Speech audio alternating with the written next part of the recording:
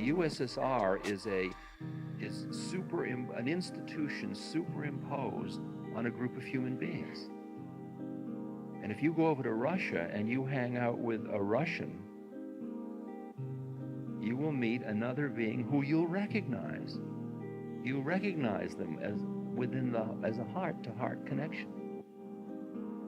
And you can then see nationality as merely ego writ large. That's really what it is. So in the New Age scenario of the 1980s, we are at the point where the transition is occurring. And what did you expect in a transition? Did you expect it all to be roses? It's letting go of stuff that we thought we needed in order to become what we are more. And under that scenario, this is the most exciting and creative and innovative and awakening period that history has ever known. And we, in this affluent society that allows us to meet like this, to share this, are in this rare position that we've taken an incredible human birth to be in this position. That's that scenario. See how different they are. I mean, I can go on with scenarios ad nauseum. I mean, I'll give you a scenario that you and I are these old beings who have been incarnating as many times as there are grains of sand on the beach. And we are all, at this point, we have been waiting to take incarnation at a time, I'm talking about all of the beings on Earth, where at a certain moment, because of the nature of the conditions we will create, there will be a huge mushrooming white light, and we will all get liberated at that moment. And that's our grace. That's a scenario. It's just as real as any other one. I mean, why don't you buy that one? Come on, Hague, make it worse. Come on, let's go. Let's get it. Come on, let's go. Come on, Russia. Come on, Khomeini, let's go. Hurry up. I mean, I'm only going to live so long. I want to be part of the white light.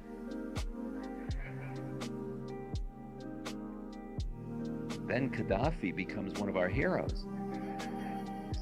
I mean, just scenario. These are all mine. This is all the creation of mind.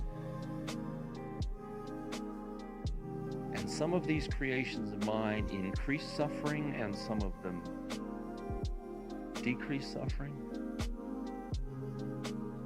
But the funny thing is, in the deepest analysis, all creations of mind create suffering, because they're just scenarios. And what is. And then there are scenarios to explain what is. And you and I are exploring how is it possible to be alive in a human incarnation and to stand nowhere. Because the minute you stand within a scenario, you are standing someplace. And the minute you are standing someplace, you're attached to the little piece of earth on which you're standing, whether it's a mind or physical or psychological. And the minute you're attached, then your thoughts, your perceptions, your actions are all things which are self-fulfilling prophecies, which create exactly the thing that you are working on. But they also create all the polar opposites of it too. They create karma, it's called.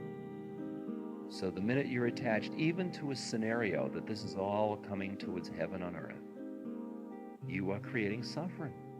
You're creating more stuff. And how can you live in the world and do things without creating a lot of stuff? That's what we're about. That's what we're all trying to tune to. This podcast is brought to you by the Love Serve Remember Foundation and ramdas.org. We appreciate you listening, and we appreciate all the support that you've given us. Please continue that support and donate at ramdas.org. We can then continue to share what Ramdas has been sharing for all of these years. Thank you.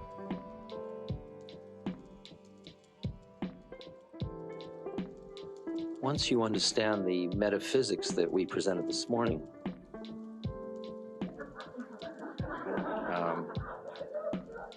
then the next step is, how do you act as a result of that understanding? And as somebody that thinks they are somebody that is in illusion, attempting to get out of it, which is an illusion, of course, you do practices which are themselves illusions. So you've got to understand, from the end point, there's nothing to do and nobody's doing anything. From the point you're sitting at, there's something to do and you better damn well do it. And you're in between those places somehow. So you keep doing it until you're not doing anything, and then there's nothing to do, and then it doesn't matter. But at the level where you really think you're somebody and you've tasted that there's something else and you're attempting to extricate yourself from that, there are a variety of ways of doing that. And Krishnamurti says any attempt to do that is going to trap you in being somebody doing something, so that there's absolutely nothing you can do. Okay? And so don't do anything. And that concludes the weekend.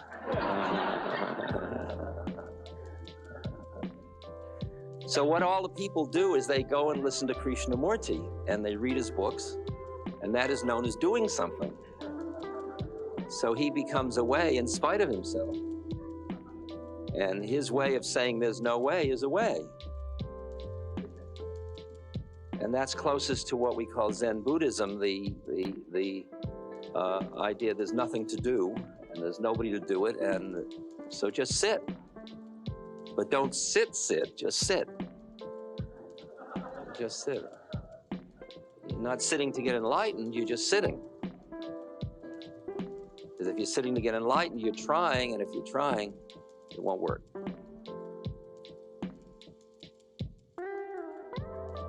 Years ago, I was with Chogyam Trungpa Rinpoche, and I went to him for some meditation guidance. And he said, Ramdas, you should do a meditation in which you expand outward. He said, let's try it together. And we sat opposite each other, and we looked into each other's eyes, and he said, just expand outward.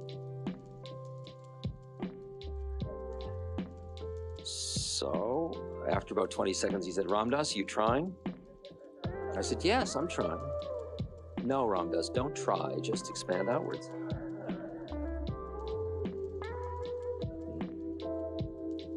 See, and try and try and try again. If at first you don't succeed, try again. That's the culture we grow up in.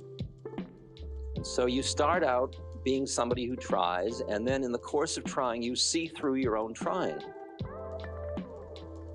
And then you stop being identified with the trier. So these processes really are concerned, like the process of chanting, of kirtan that Jai's just been leading us in, is a process of the heart. It's a process of devotional dualism, relation with the beloved, in which you get more and more intimate with the beloved. And then there are these processes that use the mind to beat the mind. Because the mind is the problem, since who you think you are is what the problem is. That's the prison cell you're in. So you want to use the mind to beat the mind. Now within that, there are a whole variety. That's called jnana yoga. Within that, there are a whole set of techniques.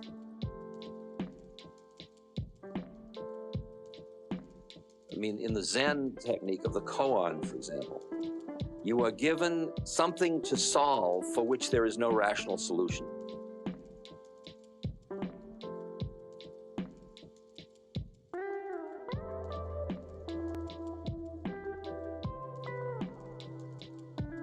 Like I was asked, Ramdas, how you know your Buddha nature from sound of pine tree? Well, and any clever answer you give, the Roshi just rings his bell and says, ah, doctor, I had so much hope for you.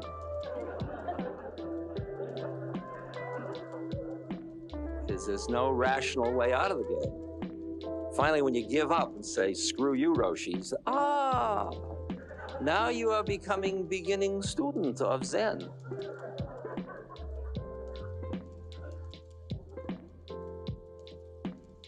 So there is the technique, which is what's known as the steep path of just leaping off your rational mind into the unknown. And sufficient trauma will do that, take you out of your mind, like if you take your car off a cliff. Something in which none of your models of reality work. Like when I met my guru, and he knew stuff about me and my life that there was no possible way that he could know. By the ways I knew people knew. And I was a professor of knowing how people knew, and he couldn't know, and he did. And at that moment, my mind tilted. It blew out. It grasped at things, but they were all too wild, and it gave up. It's known as blowing the mind. I mean, he actually blew the circuitry of the mind. And out of that came the moment of awakening.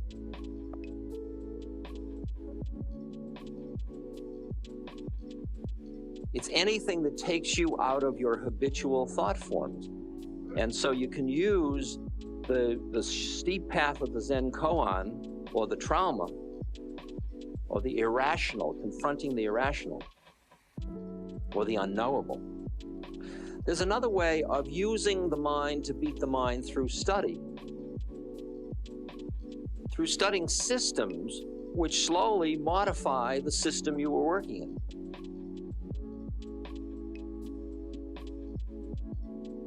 You keep shifting contexts for reality.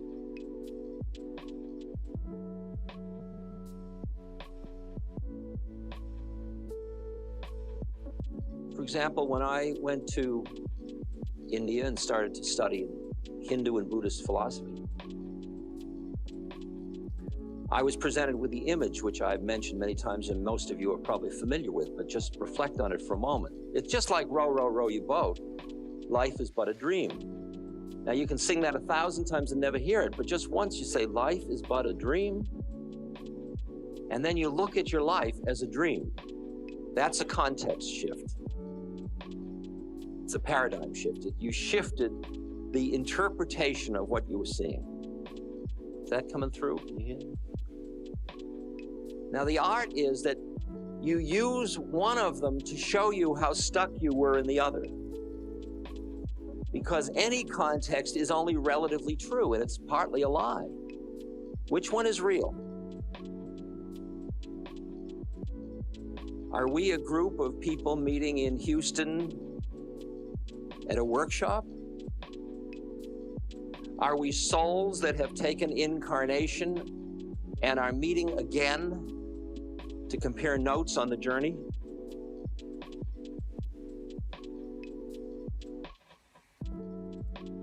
I mean, maybe a dozen of you came in Hondas. Does that make you Hondas? Or Honda owners?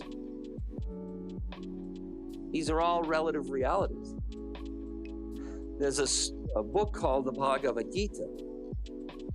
In the Bhagavad Gita, as many of you undoubtedly know, Arjuna is a young warrior leader of the good guys, and he's about to fight the bad guys. And he looks over in the bad guys and he sees a lot of his friends and his teachers and all, because it's cousins versus cousins. And he says, I'm not going to fight. And he throws down his bow and arrow. And Krishna, who he was singing to, is that particular form of God at that particular yuga or time period. Krishna is serving as Arjuna's charioteer in this war. And he says to Arjuna, you really have to fight, but don't get upset because it has nothing to do with what you think you're doing anyway. And Arjuna says, look, I'm not going to fight. Krishna says, I'm doing it all anyway. You're not doing it. You're just playing your part. Now you can listen to this story thus far metaphorically, or actually, it's actually a battle and he's being told to go out and kill the enemy. Or you can hear it metaphorically as The enemy are all the parts of oneself that one has to slay in order to become one with God. And some of them are one's old friends. Like when Don Juan says in the Castaneda books, you have no family, if you're going to be free, you have no family, no history, no nation, no identity, no, and you say, oh, do I want to give up all that?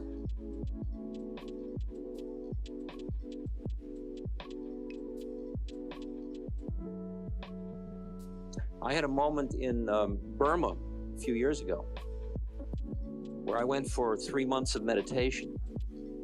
And at the end of 2 months, I got a telegram that my stepmother was about to be operated on for cancer. I think I've talked about this, maybe even in Houston. And I got the telegram that said she's going to be operated on in 5 days. And she was taking care of my elderly father. And when I got this message, it really called me home to help take care of the situation. So I went to my teacher, my meditation master, and I showed him the telegram. And through the translator, he said in Burmese, he said, I don't think you should go. And I was startled. Not go? He said, you're doing very good inner work now. If you leave now, you're right at a critical moment. You could do incredible work. He said, if you do the work now, you will be able to help many people get free from suffering. If you rush home now, you'll just help 1 or 2 people get free of suffering. But it was my stepmother, it was my father, and it was my karma. And he understood that. And he said, if you were from Burma, I wouldn't let you go home. But you're not from this culture, so you go. And it scared me when he presented me with that option of completely having given up all of my history and my family and everything for my spiritual path. In India, the sadhus, they have a funeral ceremony when they decide to become sadhus, and they become dead to the family. And it's a contract in which I've taken the holy life, I'm leaving home, and that's it. I'm not part of this family anymore. That's okay. That's within the karmic domain. It's culturally defined. But I'm a Jewish boy from Boston, and when my parents are sick, you go home. You cook soup, you do whatever you do. And it was wonderful that I did just what I did. It was just the right thing to do. I mean, intuitively, it felt just right. So at any rate, Krishna is saying to Arjuna, you've got to do this thing. You've got to fight, even though there are good people on the other side, even there are old familiar things on the other side. And Arjuna says, I won't do it. And Krishna says, look, I'll show you how it is. And then Krishna touches the third eye of Arjuna in the 11th chapter. And Arjuna sees the universe the way it is. He sees another reality. He sees Krishna in his vast forms. And he sees all the armies crushing into Krishna's mouth, hitting against his teeth, just going in. And he realizes that he's just a little teeny part of a huge story.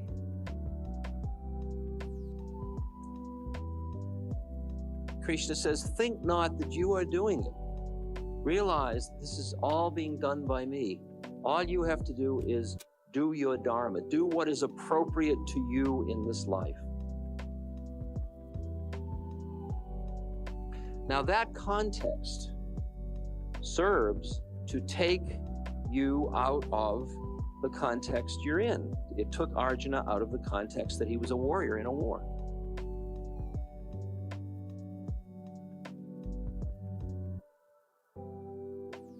So that technique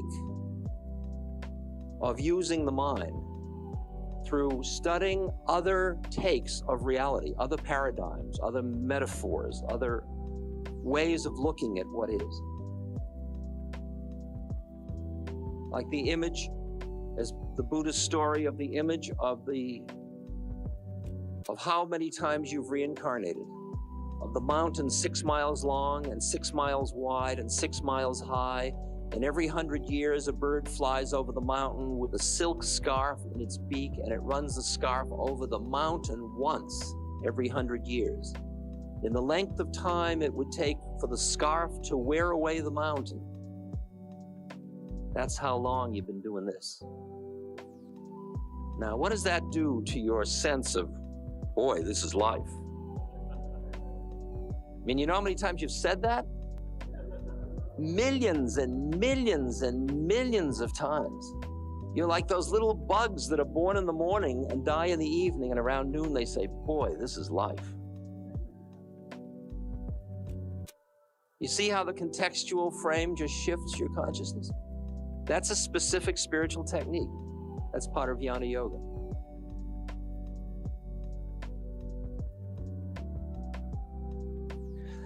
Now, there's another part of Jnana Yoga that then goes, that combines with what's known as Dhyan Yoga, which is meditation.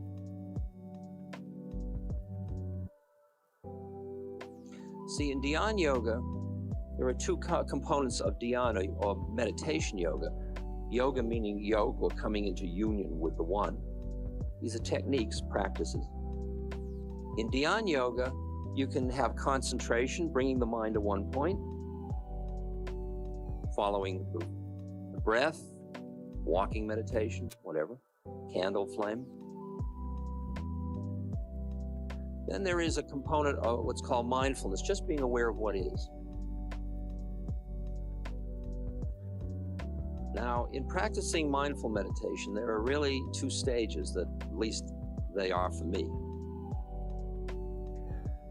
When you are in life and are not awakened, and somebody goes, "Rrr," you go, "Rrr." Or if they go, "Rrr," you go, "Rrr." You become reactive. You're reactive to things all the time. Stimulus, response. It's actually stimulus, concept, reaction to concept, response. And it's built in. To everything you have a response. And you're like a mechanical phenomenon happening. Somebody says, I'm sick, and you say, oh. Like a couple of years ago, last year, I had broken my Achilles tendon, so for a whole tour, I was on crutches. And I'd come into a lecture hall, and people would be concerned, and I'd get up here and I'd say, and I knew exactly what was going to happen because of the predictability of the reaction. I'd say to everybody, I broke my Achilles tendon, and you could hear going through the audience, oh. And then I'd say, playing tennis, and they go, oh. And then I'd say, in France, and they go, oh. It's like, you deserve it, you know, playing tennis in France. What do you mean doing that at old, you know? And it was predictable. I could do it every night, and it always worked. I always got the, oh, ah. Yeah. Now,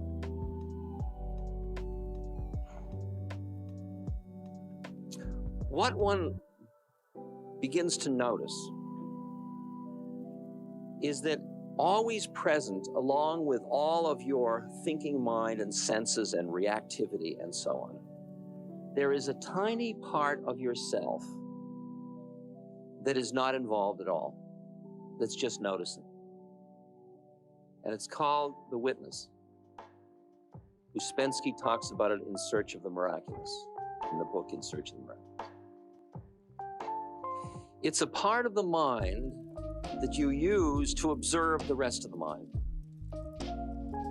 You witness stuff. So instead of, I'm depressed, it's, there's depression. Hear the distinction? The I'm depressed is the part of you that's identifying with the depression. Then there's this other part that's witnessing that whole thing. Like here you are sitting here with whatever state you're in. Now just witness it.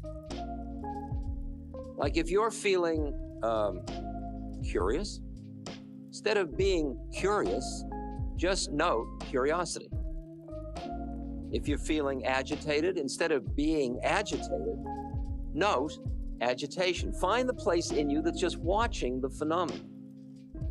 If you're sitting instead of sitting, note sitting. Find the part of the mind, and often it's just out of 100%, it's 1%, and the other 99 thinks it's all real. Like I've been working with this woman who just died this week, and she would, when I'd visit her in the hospital, sometimes the pain would be quite intense, and she would be in great pain, and I'd look into her eyes, and I'd say, is there any part of you that isn't in pain? And she'd look, and she'd find it. And I'd say, now, notice the pain from there. And she'd become quite peaceful. It worked. She would come into the part of her mind that was noticing the rest. She was identifying with the witness rather than with the experiencer of pain. That witness starts out, as I say, as about 1%, and you forget it very quickly. Anything will make you forget it. You decide you're going to do the exercise of cultivating the witness. In the Ouspensky book, it describes Ouspensky as deciding he's going to be the witness. So he's describing Ouspensky's walking down the street. Ouspensky is turning into Wienerstrasse. Ouspensky's walking down Wienerstrasse. And then he sees his tobacconist's shop. And he remembers he needs pipe tobacco. And about 2 days later, he remembers he was doing the experiment. It's like, Ouspensky's walking out, oh, I need tobacco. Good morning, how are you? What's happening? You know, and it was gone completely. But when you want to extricate yourself from the reactivity of your own mind, the art is to put something in between the input and the response. And it's only a little teeny thing, and it's like a ram, or it's like a moment of witnessing, or it's a moment of breath, or it's a moment of emptiness. It's something you intervene between one thought and the next thought, and then one thought is a reactive thought. So it becomes thought, which could be stimulus coming in, thought, which is reaction going out. But instead of those two being linked, they're broken by this place. So if you ask me a question, you may notice often I just sit for a moment. At that moment, I go empty. It's not like I'm thinking, what will I answer? I'm not thinking. And then I'm trusting that whatever happens next, I will trust. It'll come out of a deeper truth. When you can cultivate your ability to respond rather than react, that's what you're attempting to do, to learn how to respond rather than react. And that quiet moment, that mindful moment, that witness, when you stand back and just see how things are, you just see how things are. You're not busy reacting to them, you just see how things are. Like I'd watch people walk into her room. She was 41 and she was dying of AIDS. And she had hundreds of friends, and they all kept coming and visiting and family. And I watched people come in, and her physical condition was such that they would react. You could feel them wince, or feel pain, or try to look happy, or say something.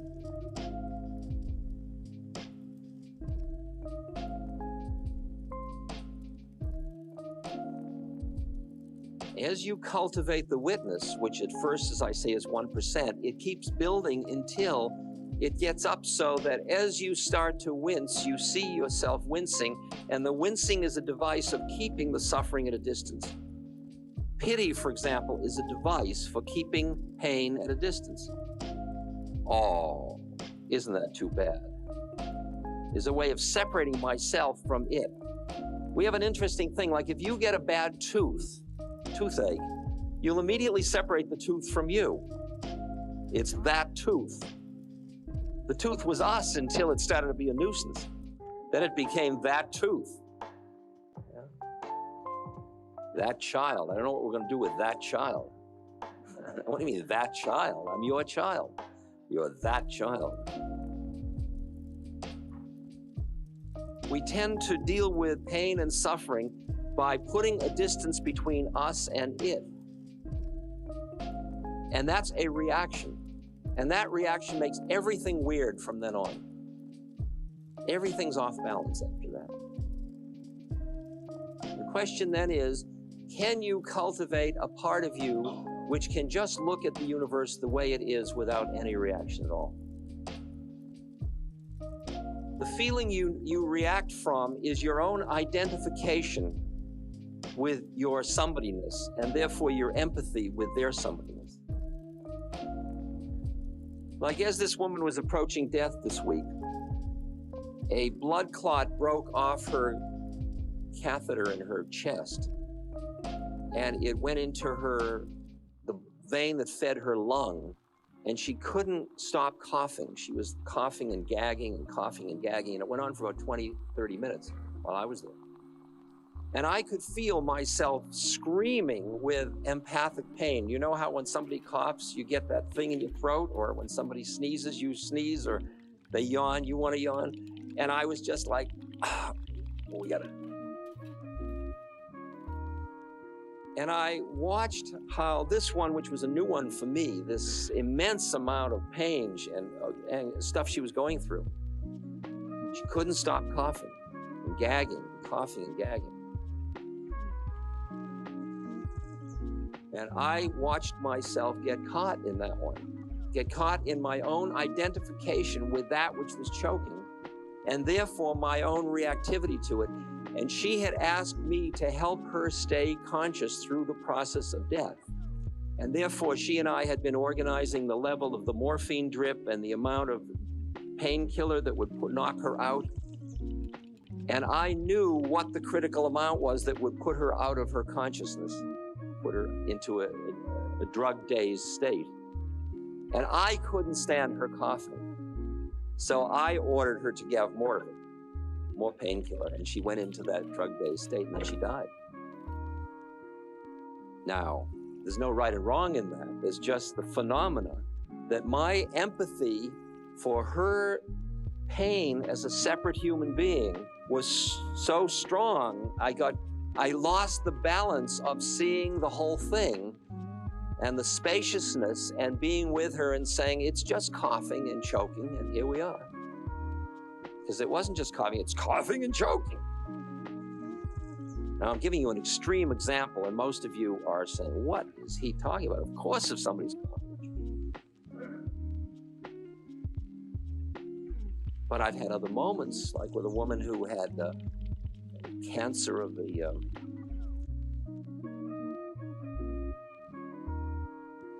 pelvic cancer. And she was writhing in pain. And I came to visit her, and she and her doctor had worked out she wanted very little medication, and she was excruciating. She was writhing on the bed. And I sat there, and there was nothing to do. I was not in the role of being able to do anything. So I just sat there, and I meditated on her decaying body. I did a Buddhist meditation. And I got quieter and quieter and deeper until the whole room turned purple. And I was floating. And all the time, her body in the late afternoon, was silhouette, was writhing in pain. And this writhing body turned to me, and she had been turned away, and she turned and she said, I wouldn't be any place else in the universe but here at this moment. She said, I am perfectly content. And all the time, her body was writhing. But she wasn't writhing. It's the same thing when you go into a dream state or come in a normal waking consciousness. When you're in the dream, isn't the Italian dinner that's not sitting well in your stomach still around? But you're not busy having indigestion because you're dreaming something else.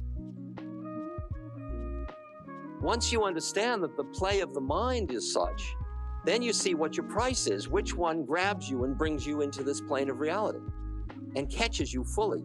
And the art is to be in the world and not of the world, to be both in it and not of it. And when you lose it into this is real, you lost it. And if you lose it into this is not real, you lost it. So you use the witness, which just notices how it is and open to how it is, including the suffering, until you can say, choking. And the other part of you is screaming.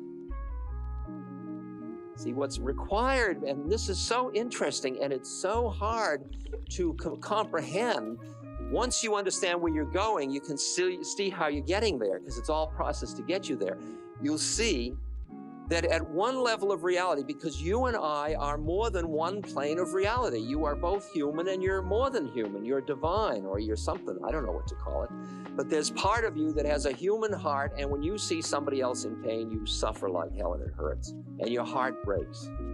And all your reactivity is at that plane where you're guarding that thing.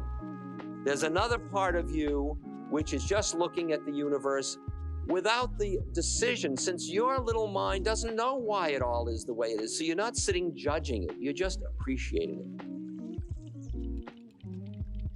So there's the higher consciousness, the intuitive wisdom that is just looking at the universe as it is, and then there's the heart that's breaking. There was a time when my heart was breaking over incredible suffering that was going on in eastern Pakistan, when Pakistan split. And I was with my guru, and I was very, very troubled by it. And he said to me, Ram Dass, don't you see it's all perfect? I said, no, I don't. He said, don't you see it's all perfect? And yet he would cry over it. Can you imagine that somebody could cry over it and still know that it's perfect? That it could all be terrible, and yet you don't sit and say, hey, God, you really screwed up. If I were doing it, I would have done it different. Because you don't even know why it's done the way it is. You don't know. You don't know why a child dies young. You don't know. You don't know why one person has this life and one person has that. You don't know. There's a mystery in it. You don't know. So why do you have to judge it if you don't know? So I'm faced with the dilemma of having these two parts of myself. My human heart is doing what it can to relieve your suffering, and my higher wisdom is just watching the whole show. And because that higher wisdom exists, I don't burn out in the lower part of me, because my life isn't linear. I'm not just somebody relieving your suffering. I'm somebody enjoying the whole process, including my desire to relieve your suffering, including your suffering. It's just stuff happening. It's the unfolding of the universe. I was just with Thomas Berry, this beautiful, deep ecologist father, Catholic father. Incredible man. And he said, the earth and all of us, this is the revelation. This is the revelation. It's not that the book is the revelation. That was the early revelation. The revelation now is this. This is it. Are you celebrating the revelation? How do you celebrate the revelation? Is just what you're experiencing at this moment, if your body is tired or whatever you're feeling at this moment, is that the revelation or it's not? I could hear the revelation if I were only, how about this? How about the revelation being just what is?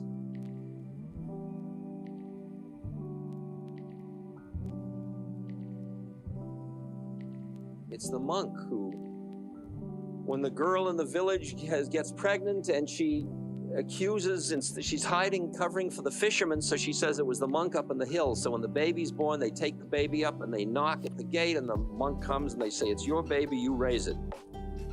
Surprised the monkey says, so. Takes the baby and closes the gate. 9 years later, the girl is dying, and she doesn't want to die without confessing, and she says it wasn't the monk, it was the fisherman that impregnated her. So the villagers all go up and they knock at the gate, and the monk comes with a 9-year-old kid, and they say, it isn't your child, we'll now help raise it.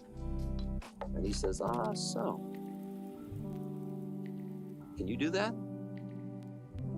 Is there a part of you that can so your way through life? I mean, try it when it gets interesting. Sorry to tell you, you have cancer. So. Your bank just failed. So. You just won $1 million. So. We highly respect you. So you are the stupidest, most irresponsible person I've ever met. So. Can you just appreciate the phenomena of life without reacting? Or allow the moment between the input and the response to just be with it. Be with what is. Be with what is.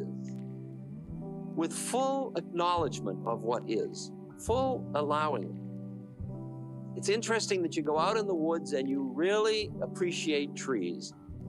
If it's a gnarled oak, you say, oh, a gnarled oak. If it's a scrawny pine, you say, a scrawny pine. But look what happens when you look at human.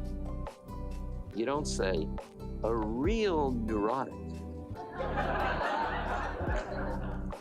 Wow, a pathological liar. I haven't seen one of those in years.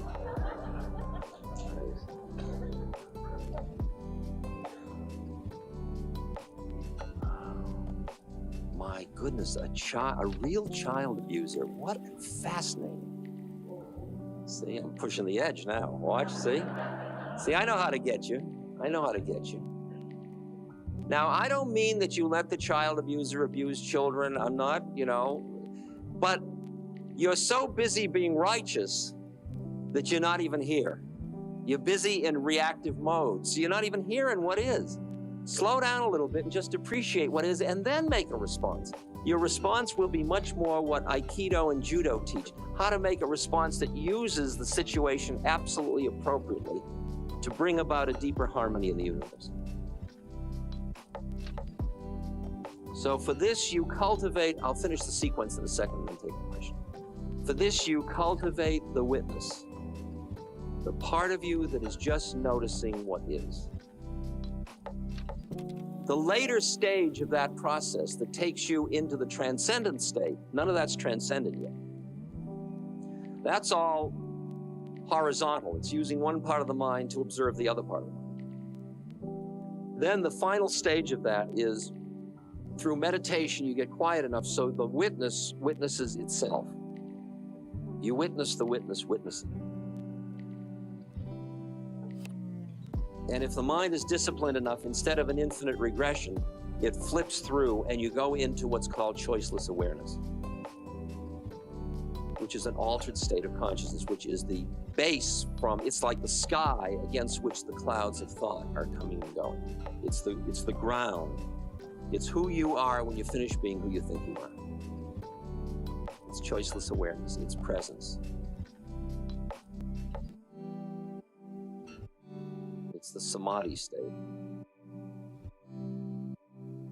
And then you're not witnessing anymore because you're not knowing it as object, you are just being everything in absolute quietness, and then out of that comes action.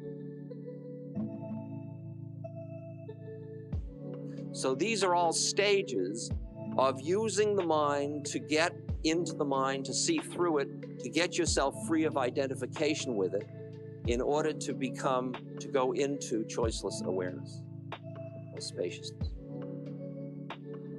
Use context, shift context, use the witness. And to the extent that you can work with suffering, most of your life is fear motivated to protect you as a separate entity, and it's designed to avoid the presence of suffering, which is threatening to you, and to avoid the potential of death, which is your own annihilation. And when you can look suffering in the eye and death in the eye, you're free. And you can do that the minute you find that part of you which is not suffering and does not die. Then you've got a balance for that part of you which does suffer and does die. Then you have something to offer other people. Then you become a healer, because you heal people out of the illusion that their suffering is the only reality. Interesting work. Interesting work.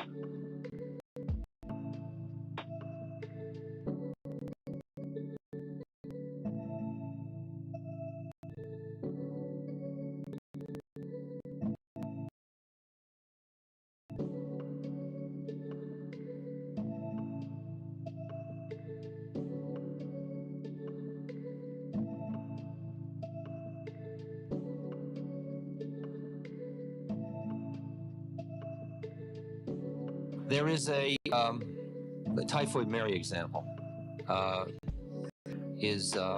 Could you have foreseen that? Could you foresee that?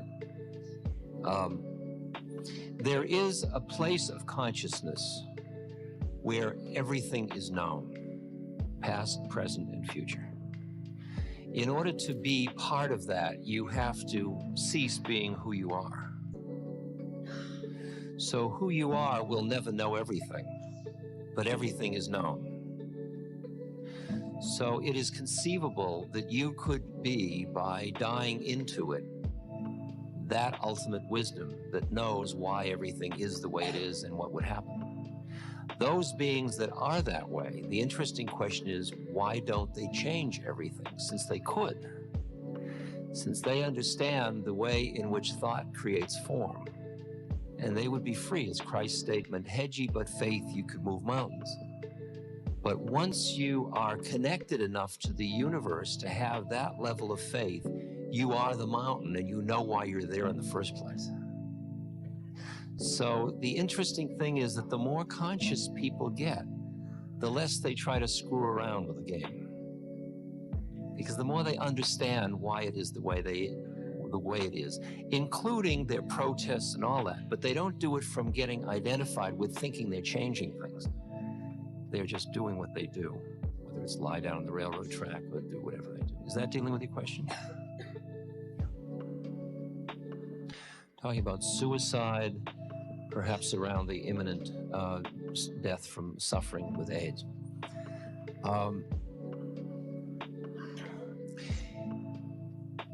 My guru used to say to me, when I'd be upset about things in the world, he'd say, Ramdas, don't you see it's all perfect? And I'd say, perfect, Maharaji? Starvation, hunger, all that. And he would cry about those things and say to me, yes, but don't you see it's perfect? And don't you see it's perfect? Don't you see the plane at which everything is unfolding lawfully, and there are no errors in the game, and nobody leaves one incarnation a minute before the appropriate moment, nor a minute too late. We are obsessed with how people leave the stage. When it's time to leave the stage, you leave the stage. No matter what you think in your mind is the reason behind leaving the stage. The act of suicide is an attachment. It's usually, in most cases, it is either an act of pushing away life or grabbing a death. The art is to die with your consciousness absolutely clear, neither pushing nor pulling.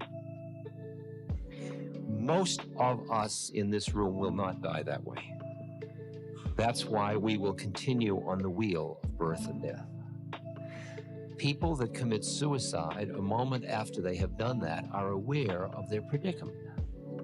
And they are aware that that attachment projected them into the next moment, which determines what happens next. It's not punishment. It is just the unfolding of cause and effect, of creation, of the code-dependent arising. Everything's related to everything else. Now, what I say to somebody when they talk to me about suicide is, you have to decide how much suffering you can convert. If you can take your suffering and grow through it, fine. To just suffer isn't necessary. You're not going to be better for it. So you make the decision when you die. It's perfectly fine for you to make your decision.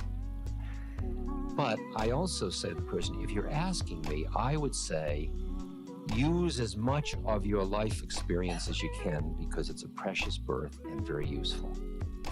So use your suffering, use all of the losses, all of it. It's all vehicles for awakening. Okay? Is that dealing with it? Yes.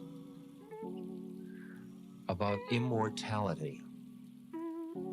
What do you mean by immortality? Yeah, you can arrive at the level of consciousness where you are identified. You're so far back that you are aware of the law that brings about the end of that karmic form, and you are part of that which is, you could say, choosing it or allowing it or whatever. Okay. And there are beings that take incarnation that way. There are beings that take intentional incarnation that are never, like a Krishna or a Christ. They don't go to sleep and then wake up like we do. They just drop down to help us along or bless us or whatever. There's what? Oh, you're talking about people keeping their body or growing, yeah. All those powers, those are called siddhis or powers, and they're possible. The clearer you are, the more these siddhis come along the way, and you can rejuvenate yourself and stay alive. The question is, why would you do it? I mean, it's like staying back in the 4th grade. Why would you do it? I mean, you might as well go on to the 5th grade. You might do it out of compassion for someone else. That would be a nice thing. But you'd only do it out of the bodhisattva vow. The whole thing about powers is you don't use them. The art is not using them. And as they said about my guru, they said, he moved around when he was young. When he was old, he slowed down. And then when it was time, he died. And it's nothing special. And yet he had all those powers. So, and my friend Tim has already made a deal to have his brain frozen. So later I said, what body are you going to come back in, Tim? You imagine this 19-year-old girl with your brain. My God. Thought is appalling. Yes, sir. The relationship to a personal God is a way that is easy for a human incarnate to start from. Because you know relationship and you know that kind of emotional heart quality of relationship. So to anthropomorphize the thing, to project a being and then relate to it, it's like having an imaginary playmate. And you make the imaginary playmate, you really invest the imaginary playmate. Bizarre thing that happens at the end is, as I've said before, you find out that the imaginary playmate was real and you were imaginary. But that's because you finally merge into God and then you as a separate entity are kind of irrelevant. So, but at first it's your projection outward from your human thing. Now, ultimately, the merging into the one, once you're in the one, there's no two, so one is equal to 0 at that point. Then you could say God is nirvana. God is formless. And all the names of the formless are merely names that we use in order to have a doorway through. Because you love the separate entity until you merge into it, and then the dualism disappears. So it's a technique, it's a form, it's a vehicle, right? But to think about somebody there that's doing it to you is paranoia. See? Because you can say somebody is there and you can relate to, and somebody is there who understands the unfolding of your karma. And ultimately you understand that who is there is you. And that you are your own guru, or you are your own God, or whatever. That's the ultimate merging. That's when, but see, in bhakti or dualism, like when you love Christ or you love Krishna, a real devotee, or love Ram or Hanuman, the real devotee doesn't want to merge. They want, it's like foreplay. They don't want to have orgasm. Because in the orgasm, that's the end of your separateness. And they want to hang back in order to enjoy the beloved. So they push against the merging in order to stay separate, in order to stay just a whisper away from God. And those real bhakti devotional yogis like Rumi and Kabir and Hafiz and all those people, they're always just one breath away from merging. Okay? Sir. Question is, do we pick our life script and our parents and all that? The question is, which we are you talking about? Who you think you are didn't. Who you are did. Who you are picked who you think you are. When you awaken from who you think you are, then you will know who chose. The only person,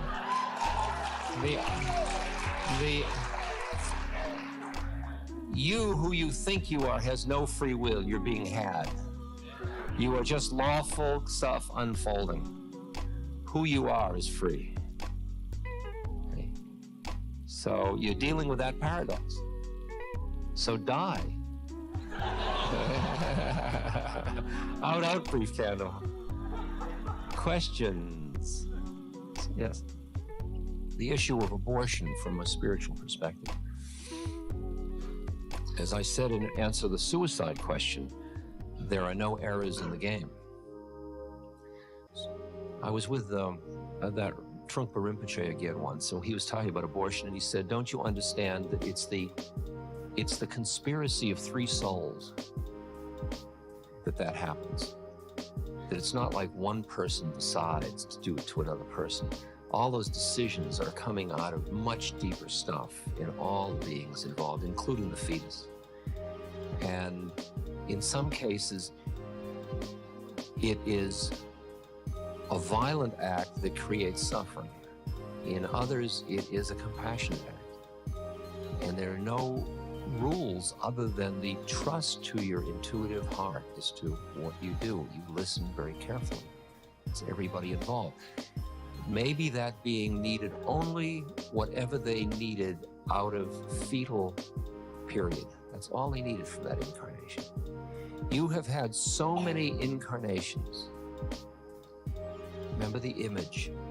Buddha says, imagine a mountain 6 miles long, 6 miles wide, 6 miles high, and every 100 years, a bird flies over the mountain with a silk scarf in its beak and runs the scarf over the mountain once, every 100 years. In the length of time it would take the scarf to wear away the mountain. That's how long you've been doing this. You see? So, give or take, we're like those bugs that are born in the morning and die in the evening, and around noon we say, that's life, it's just bizarre. It's bizarre. It's just flicks of consciousness. We've died every single way. You and I have been aborted thousands of times. We've been our own mothers. Everybody's related. It's just so absurd. Sir, to playing the game impeccably without contradiction. What do you mean by that? Yeah, in the Bhagavad Gita, which is the book of instructions about this particular form, it says two things. Do what you do, because it's what you do, but do it without identification with being the actor, and do it without attachment to the fruits of the action. But you do it because it's your part to play. I am here doing this because this is what I do.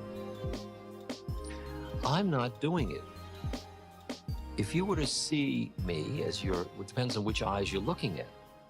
If you look at one level, you are seeing somebody up here talking. If you are looking at me at another level, we're just sitting here together in silence in which there is talking and there is listening. Right? So to the extent that I am just sitting here, it says, he does nothing and nothing is left undone. Therefore, there's no identification with the actor. You say, Hakuin says, your coming and going is nowhere but where you are. You're always right here. And the other one is, be not attached to the fruits of the action. What happens to your consciousness as a result of my doing this is your karmic predicament. If I'm attached to how you come out, then I'm going to suffer. And I'm going to manipulate, I'm going to do all kinds of things. I do this because I do this. You're here because you're here. What happens is what happens. There's where impeccability lies. As Don Juan says, you huff and you puff and you make believe it makes a difference. And that's known as controlled folly. And that's why life gets so light, even the heavy parts. Because you're just dancing your part. And so you're an impeccable father, an impeccable mother, and you're an impeccable protester, or an impeccable judge. Whatever you do it cleanly and impeccably. You may be, each thing, as you hear more and more, as your wisdom gets deeper, your actions get more harmonious with more and more of the forces, because the quiet mind hears more and more of all the forces at play. The more agitated the mind, the more you only hear the thing right there. And to be here now means to be here now, in the fullness of here. Okay? Sir? As you go on the journey, you realize, as I said, that you want to be free, and then you go to the places that you can work with that are the hottest fire for you, but that you can transmute. Relationship is one of those. I mean, you can stay high alone. It's much higher to stay high in an intimate relationship with another human being, because everybody gets frightened and they all put up, they start to protect themselves. And then the minute they do that, it's just roles interacting, and the spirit has gone way down in and it gets lost. So it's a beautiful yoga. It is a hard yoga. But the predicament is, if you push anything away, it's got you. I mean, like, renunciate path is interesting, but what you end up with usually are horny celibates. And that's not interesting enough. I mean, I tried it. It's just not interesting enough. Okay? I'd rather eat it all alive. I'd rather eat suffering and pleasure and sex and everything, and just keep consuming it into myself, because my faith is so strong that I want truth, and I want living spirit. And anything else is just so yick. Why bother? I mean, lust is just not interesting enough, and it used to be for years. Come up and see my holy pictures.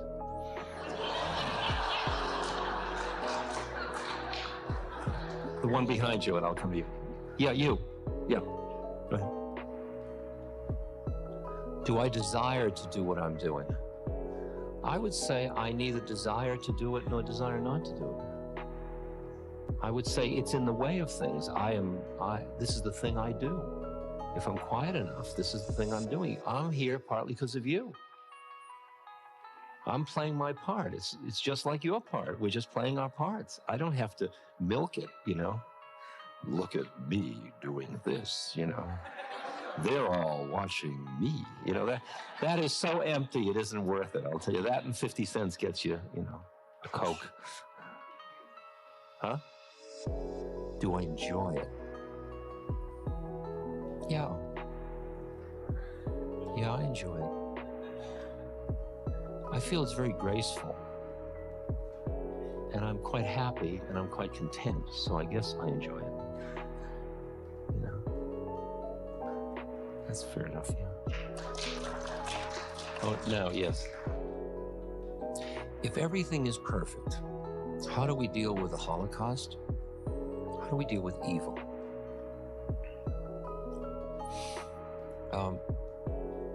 When you go back in consciousness behind, you go back from the many, and then you get into the 9, 7, 5, 4, 3, 2. You get back into 2, the realm of 2, which is dark and light, positive, negative, love and hate, good and evil, all of these things. And then you see that right behind that is the one. And the one includes the 2. Like G. Manly Hall said, one who knows not that the Prince of Darkness is but the other face of the King of Light knows not me. So as your consciousness starts to rest in the one, if you push away the 2, you're still off balance, because for an enlightened being, there's nowhere to stand. To stand in the two with the awareness of the one means that you become an instrument of good against evil. But you don't do it as an entrapment in the polarity. So you don't hate evil. You understand that your job is to act against evil. And you identify evil as a set of actions that are the result of karma of individuals. So you don't blame people, you blame acts. You stop acts and you punish acts, but you don't punish people. And that's a very interesting one. That's the art form of being able to resist evil and do it from a place of dispassion. But that's your function. That's what you do. And as you understand more and more what part it is, see, it's very interesting. I was with a Benedictine abbot once, and he said to me, he took me into his study, closed the door. He said, I have only one question to you. What was the meaning of the kiss between Jesus and Judas? I said, it's possible that they both understood the game. And that was an act of compassion on both of their parts to play it out, right? And yet it was the act of one to do the other, etc., etc. Can you hear that one? And that is hard. It pushes us right to the limit because we can't get off on the bad guys and we're the good guys. You've got to realize that in each of us is all of it. You know, in each of us is all of it. Does prayer work? And if so, how does it work?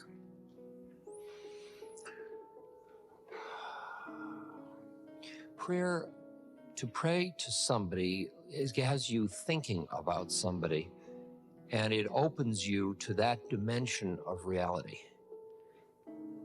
As you understand more and more, it's interesting what you'd actually pray for. You wouldn't actually pray for things to change. The only thing I can think to pray for is understanding, is having the wisdom to understand the way it is, so that my actions will come out of that harmony, that deepest understanding.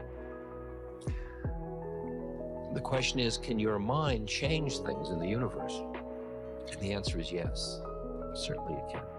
But be careful what you do with it, because you don't even know why it's the way it is before you, like people would say to Ramana Maharshi, you know, what's going to happen in the world politically, and can't you change it? And he says, wait until you understand why it is the way it is. You know, you don't even know who you are. What are you so busy changing everything for?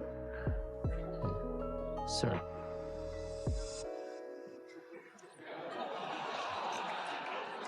Does this thing ever end?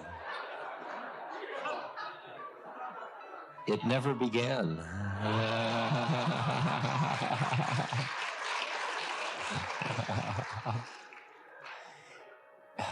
I'll tell you, if you think it never ends, it never ends.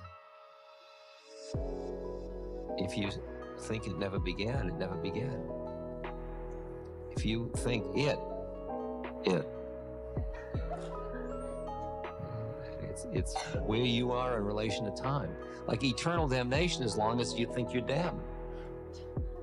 Oh my God, I'm eternally damned. Well, that was an interesting trip. Now what'll I do till dinner? Sir.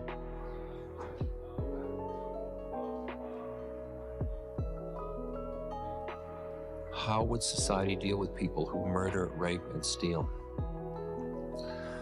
Well, I think that we would do our best to prevent those actions. And I think we would do our best to create those actions in a way that doesn't create more suffering in the doing of it. I think that there are people that cannot, because of the nature of their karma, that are not able to be free in a social system because they take away other people's freedom and they create suffering.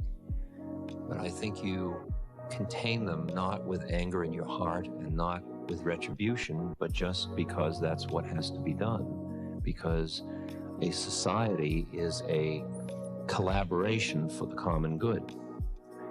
And if a person can't live in a society and yet is part of it, then they have to be segregated. to segregate somebody and re-educate them and open them as far as you can is the optimum thing to do, I would think. I don't see that retribution is what the issue is. I don't blame somebody. Like there's a fellow that I write to in prison that's a pederast, and he picks up young boys, and he gets out of prison and he's doing fine, and he gets rehabilitated, and his wife takes him back and he's doing fine, and then he just gets this incredible compulsion to find a boy, and he never does violence to him, but he finds a young boy and he plays with his genitalia, and then he gets caught, and then and the judge, like, nah, we're going to get you, this is the third time this has happened, we're going to put you away for life. And he's in a system in which he is treated as if he is an evil human being. And really what he is a sick human being. He's a person whose desire systems, whose addictions are different than the cultural norm. Let's put it that way. As everybody else is addicted in ways that everybody agrees that's okay to be addicted that way. Okay? And that's what your situation is, you know? And he's got to understand that that's what he's caught in and use it for his own growth since he's in it. So it's a heavy curriculum. It's like, you know, suffering 201. How do you relate population growth with incarnation? There are so many more beings than are incarnated on this rather trivial plane that there are plenty around all the time. The ones that take birth on this plane are the ones who have the predispositions that make the kind of sandpaper this plane offers optimum. So if there are more of them at any time, it is just in the way of things because there are so many more than ever take birth. It's not like you just keep taking birth on one plane. There are many places, there are an infinite number of varieties to take birth on. The funny thing is, where you think you're going is where you'll go. There was a great guy, there was a guy named Arthur Ford who was a psychic, and he described what the other side was like, and then he died, and then he sent a book. He channeled a book through Ruth Montgomery, and it described just what he thought was going to happen, which was he's at school and they're working hard, and I thought, oh, geez, I don't want to go there, you know.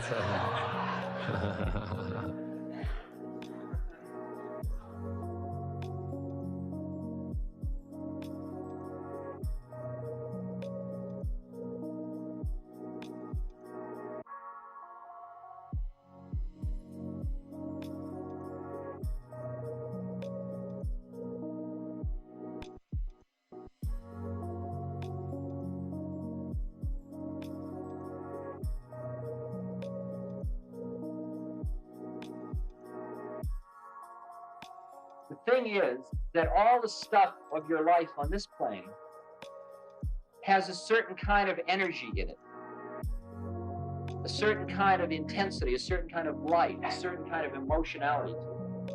But then you go up into other planes, and suddenly it's a whole new ballgame. More power, more light, more energy, Shakti pouring through you, beings appearing, great teachings, great wisdom and knowledge, and you're collecting, and all of your power trips and all of your bliss trips and going into planes of rapture where you're just like every cell is just orgasmically just liquid orgasm, just hours of it. You think, oh boy, this is, wow, I've waited a long time for this. And then it's another one. It's another one.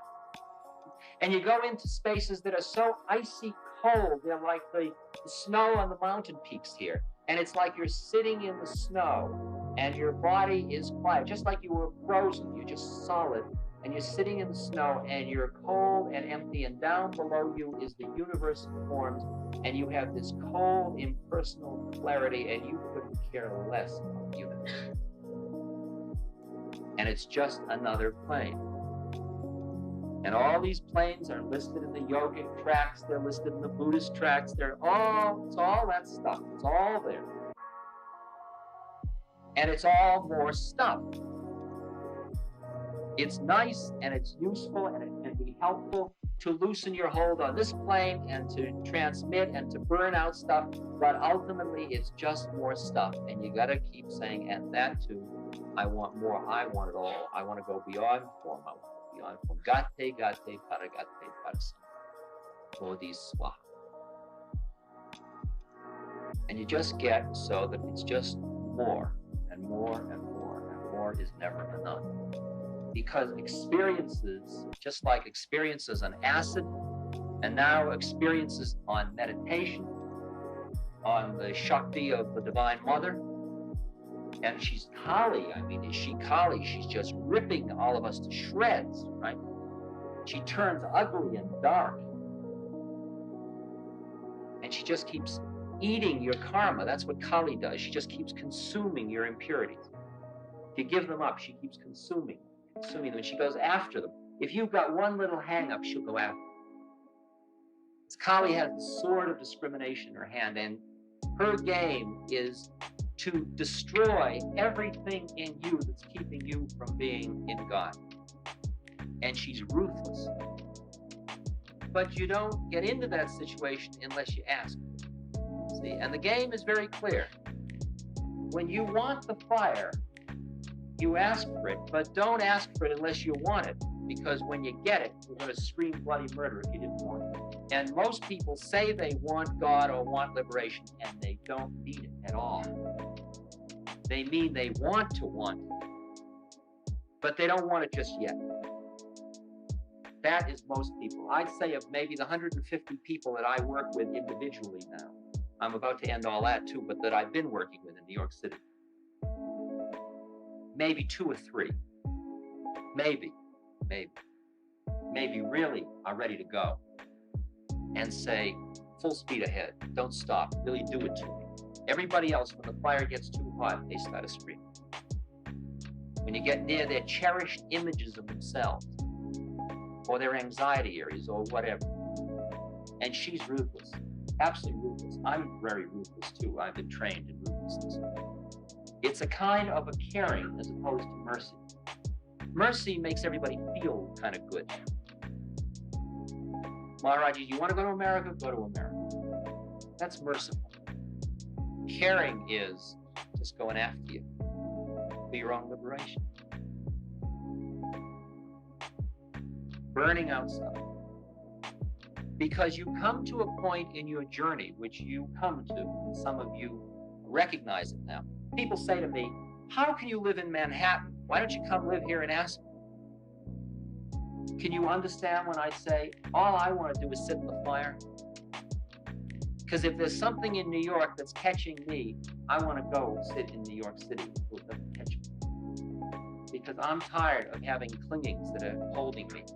And if there's anything that's going to burn me, come on, baby, let's have it. What I'm describing to you now is a very traditional form of yoga. It's called devotional tantra. And it involves a very simple distinction of whether or not you see the world as the world, or the world as the mother. Maharaji used to say to me, Ramdas, when you see the entire universe as the mother, you will know God.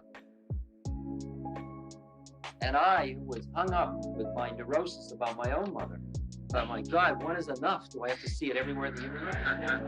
I couldn't understand what he was talking about. There is a simple statement. Either the mother covers the world, or the world covers the mother. Example, you're walking down the street. Somebody passes you. They arouse you sexually.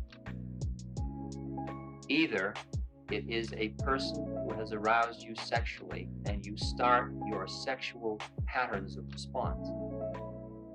Or you say, wow, Ma, you're doing it to me again.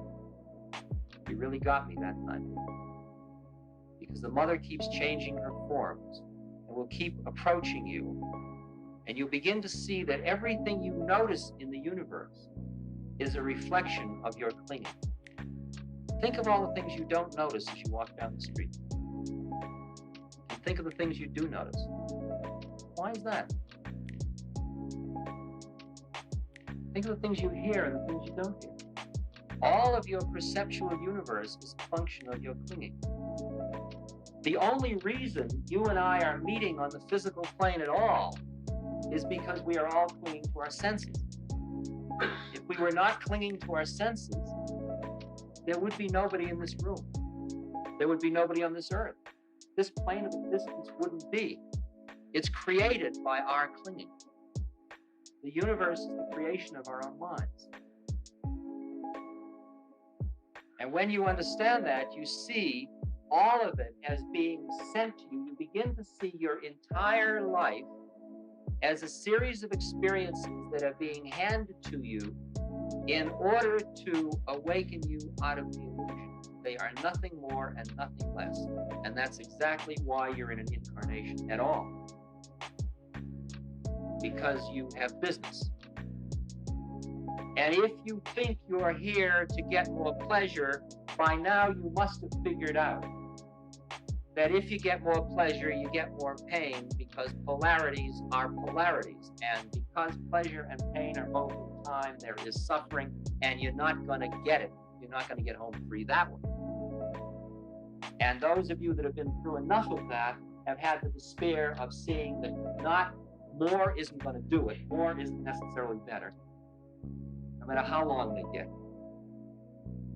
And you get to the point where you begin to look for that which is beyond polarity, beyond pleasure and pain. And you realize that your process of awakening out of the illusion of your own separateness, not denying the physical plane, by the way, not denying social game and all the parts of your dance, but not clinging to it, being free of that which is in time, which changes and decays, and therefore involves suffering. How do you get free? Well, you may go to church on Sunday morning, or you may meditate on Tuesday nights, but ultimately, I'll tell you what you do. You ultimately use every single experience of your day as a vehicle for awakening. And you begin to understand your life, that you have taken birth in order to go through a series of experiences until you transcend the dualism of experiencer and experience, and you have become so that you are the mountain. You just are. Then you chop wood and carry water. Then there is nothing special. Then you just live life, just like a tree grows or a river flows. Then you are a statement of the Dharma. You are a statement of the flow, of the Tao, of the harmony of the universe. Then you are not thinking, who am I and what do I do and how do I become enlightened? But there is no I to think that. It is merely the process of living life. And every moment is all of it. You're not doing this for that because there's no time in it. Every moment is your total existence, and you do nothing because you are at rest, and yet nothing is left undone. Because you're in an incarnation, and all the forces acting in you and on you, including your nationality, age, sex, relationships, all of it, are all forces acting just as the sun and the wind and the snow act on a tree. And the tree responds harmoniously to all that, and so do you. And your intellect is a vehicle, a servant, but you don't think your way through anything. It's merely available for you to use. But the level of flow in the universe is not. That must indicate that we must be drawing near the end. Because I've been really pumping it into you, or us. See, in the last analysis, I gave an interview for the New Age Journal, and it was published, and it talked about joy and all this stuff. And then I recall a guy from Europa, I think, Josh Mazim, who's an old friend from Lama, wrote a scathing denunciation saying Ram Dass is just hanging everybody up in spiritual materialism. Now, let me explain what happens. When you're in the middle of a journey, when you take a teaching, you open to that teaching and you surrender into it and you become devotional tantra at that point. And when I'm sitting in Vipassana meditation of Theravadan Buddhism, I am a meditator watching my mind and the mind moments, and that's who I am, and that's what comes out of my being. And there are going to be undoubtedly many contradictions as I keep going through the stages, and that's just the way it is. It seems to me, ultimately, all methods lead to the transcendence of themselves, whether it's guru or meditation or Zen, which is a method, or devotional gurus or service, until finally you transcend somebody doing something.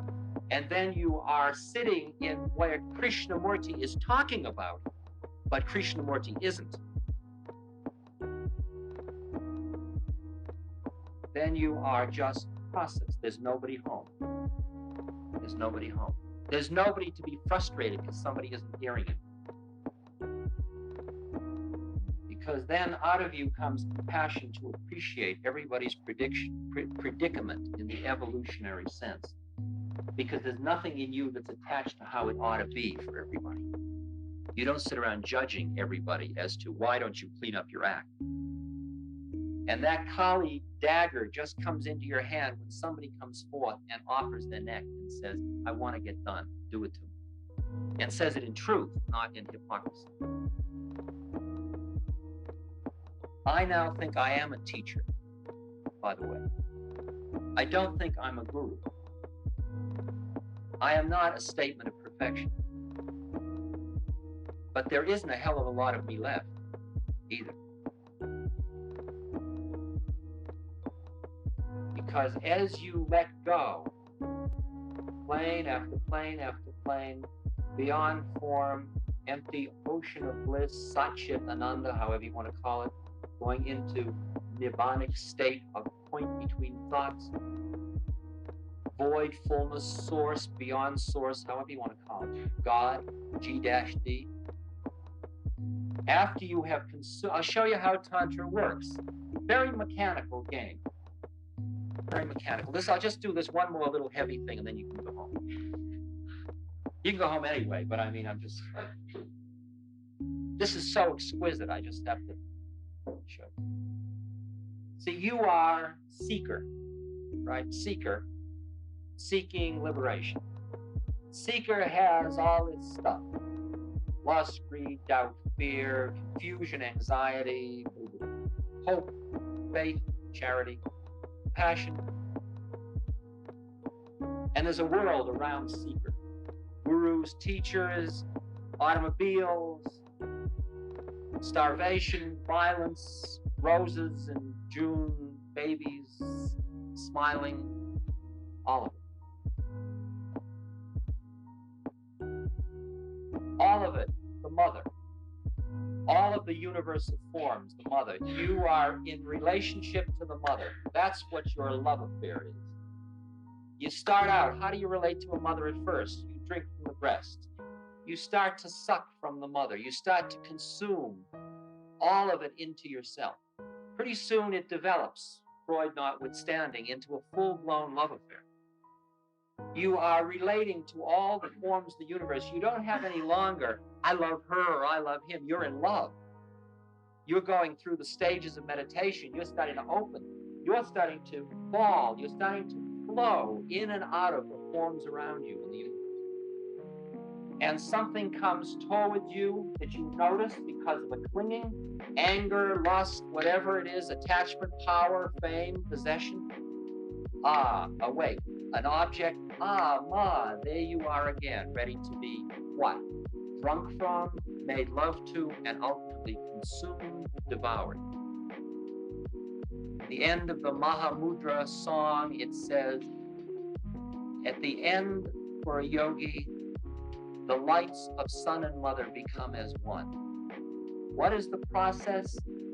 How do you know the mother out there in form? Because you've got a first chakra that's pulsing away, you've got a second chakra that's pulsing away, you got a third chakra that's pulsing away. All of them going out. Energy starts up, whoosh, lust, lust, lust, lust. Shh, power, power, power, power. Right? Gimme, fame, power, control, mastery. Right? All those forms out there created by that energy, localized in those places, slowly consume back, taking the stuff back in, converting it from the form. Airplane sound, what is it? Concept, airplane. Concept, energy. Concept, sound. Concept, chakra. When you see what the game is, you are being fed by the mother, and everything in the universe becomes food for you. You are literally consuming the earth into yourself. That she consumes you as Kali, and you consume her through your love. And the merge occurs, at which point all of the Shakti is right in the tiny channel in the spine. None of it's rushing out the chakras. Pure Shakti. Pure Shakti, pure energy. You have taken the universe and brought it back into pure energy. That pure energy is the fuel for you to now start to go from form into formless.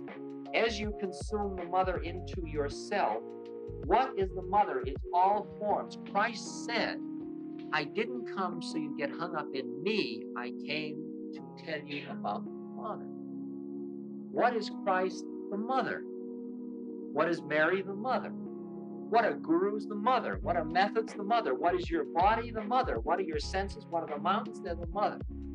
You consume the mother. You consume the forms. When you see it's all the mother, baby. Hey, Ma, come on. Oh, that's an interesting dress you're wearing today. Come on.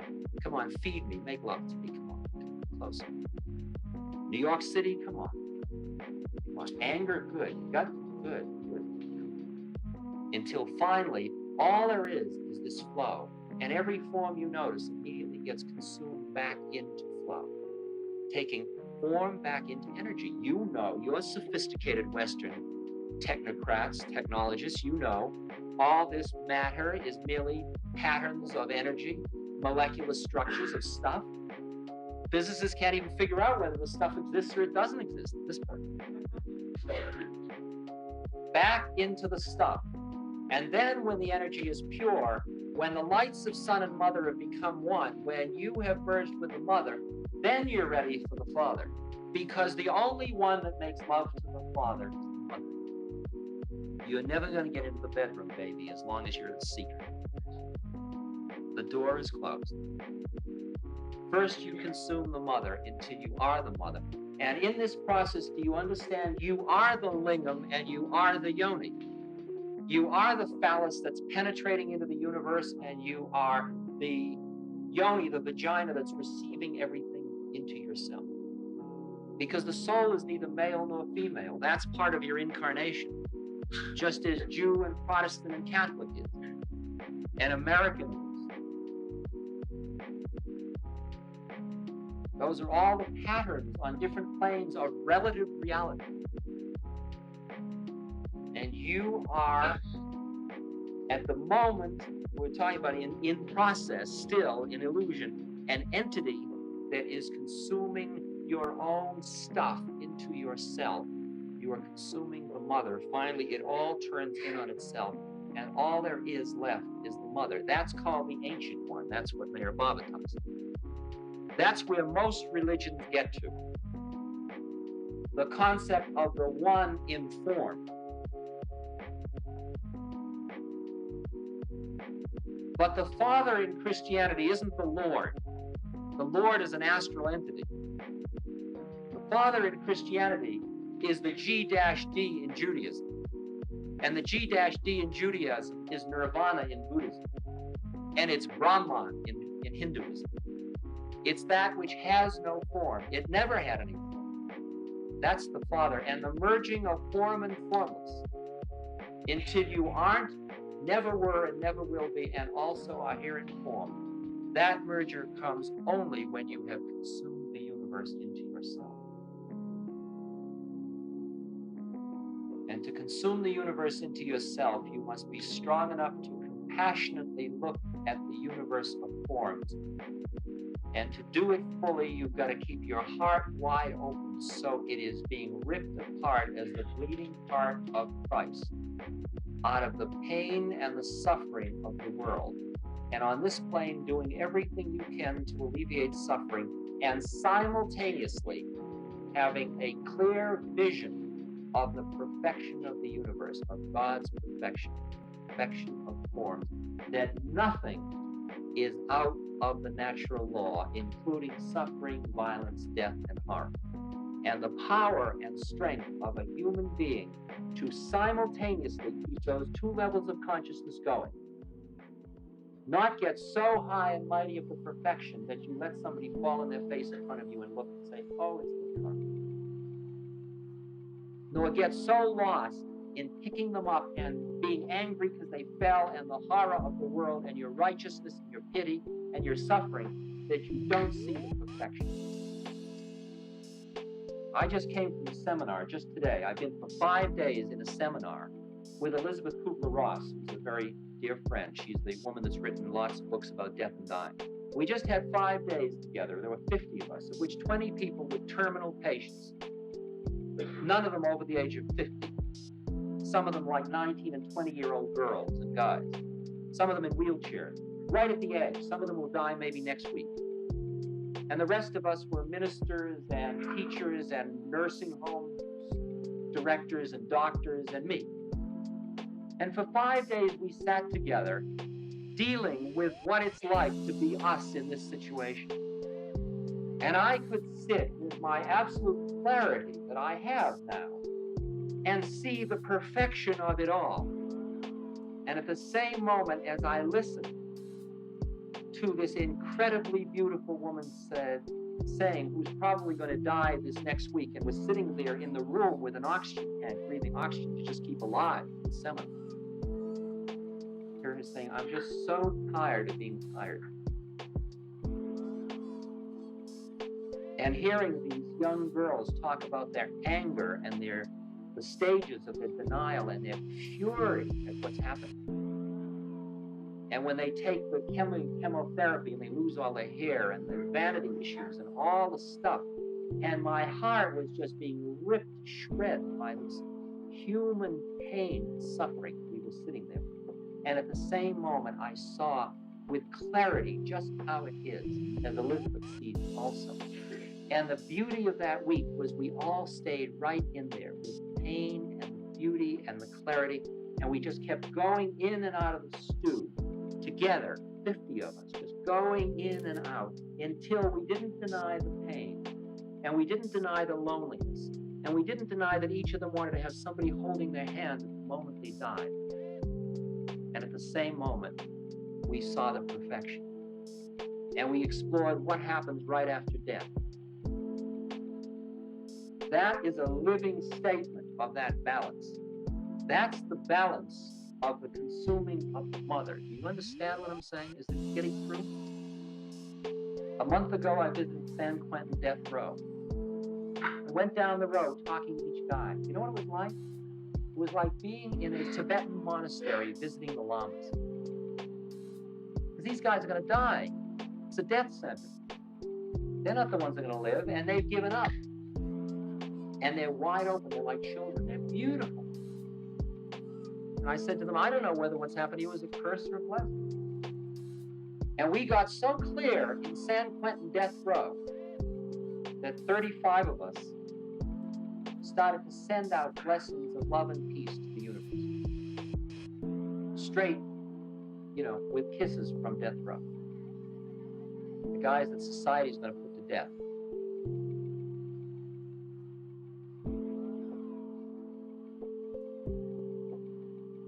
It's enough. It's enough. It goes on and on. It goes on and on until we're all done, until none of us need to do any of this anymore. The only reason we keep meeting is because we have to keep doing this until we're done, until we are it, and then there's no reason to meet anymore because we can't get away from each other anyway. And time and space isn't what it's about. then you just become your dharma. You become the perfect doctor, the perfect lawyer, the perfect housewife, the perfect mother, the perfect whatever. And it's not one is any better than the other. You listen to hear your dharma, your way, and you bring into the universe perfect consciousness. And that's what the Martian takeover that's happening in society is about. It's not necessarily alternative cultures and badges and brownie points and special symbols and a new this. It's merely a society in the metamorphosis of awakening consciousness. And I go from a death conference, and the Friday night when I was at San Quentin death row, and then Saturday night I was sitting with Jerry Brown as he was being briefed on international foreign policy. It's not the forms that change, it's the nature of your being that changes. Until finally your awareness is not limited by your thoughts of who you are, because you don't have any thoughts of who you are, because nobody cares, including you. Simple as that. You just are. And if you need to be somebody for some reason, you become it. I'm here, I'll be whatever it is I need to be at this moment. I don't care. People say, how does it feel to be famous? So I think, now I'm famous, so how does it feel? It's like somebody says to me, how are you feeling today? I don't know how I'm feeling today. Why do I have to sit around wondering how I feel today? If they ask me, I'll go and I'll create a self and then have a feeling and then report it. Different space. It's just a space of flow. It's just drinking the mother. It's just flowing. And it's all empty. It's totally empty. And that isn't a negative statement. It's all enough. Every moment is so thick. It's like baklava. It's so rich. And it's, every moment is. These 5 days with this scene, I was just drinking everything. It was just every moment so much. And collecting none of it. It's just going through. It goes through you just like Chinese food. You don't have to collect it. It flows right through. You're always empty. You begin to feel like a moron. Your mind's totally simple. I walk in here. I couldn't have predicted 5 minutes. When I sat down here, I couldn't have predicted what tonight would be about. Tomorrow night, I'll be in Denver. It'll probably be entirely different. I'll probably be in a very different space. The whole thing will be entirely different. I have no idea. I don't care. Because I trust the process. And when you trust the process and trust your own beauty, and when the unworthiness comes up, you say, oh, Ma, doing it to me again. Here, you take it. Feed Kali. She eats it. Here, Ma, you eat it. That's the statement for a long time. Hey, Ma, you eat it. You eat it, Ma. Your anger? What do you want to do with your anger? You know why you get angry? You're supposed to stop. Okay, you know why you get angry? You get angry because something in the world isn't harmonious with how you think it ought to be. That's all you get angry for. It's just doing its thing, whatever that is. But you don't like it. Because you're saying, if I were God, I wouldn't do it that way. Your anger is basically a judgment of God. Otherwise, you might want to change something, and you might have a feeling of that's not right and go do certain things because it's dharmically, you must do it because of your particular moment. But what would you sit around with anger for? And you get to the point, the minute you see the anger, anything in you that's not going to get you to God, you don't want it. So you say, here, Ma, you eat it. And you get so. The anger starts, hey, Ma, you eat it. You just breathe it out and let it go. You let it go. You don't hold on. I was a therapist for years. We analyzed it, climbed into it, studied it, worked with it. We did this for about 3 days at this conference. Everybody talked about their anger and their loneliness and their self-pity. Ooh, it was so thick. It was just like, it was like being in maple syrup and honey and tea. Finally, I said, well, do you think it's enough? She said, yeah, I think. Let's put it into another balance. So we just went up together, the whole group, all 50. And then you get up to a space and you look and you see all that stuff. You say, wow, look at all that. Wow, look at how lonely she is, she's saying to herself. Look at her melodrama, she's saying.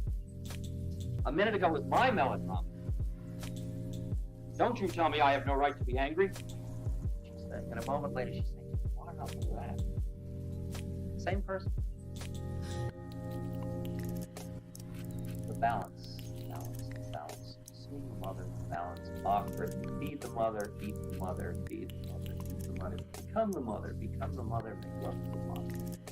2 levels of Tantra. Seeker with mother, boom, interplay. Then mother with father, boom, interplay.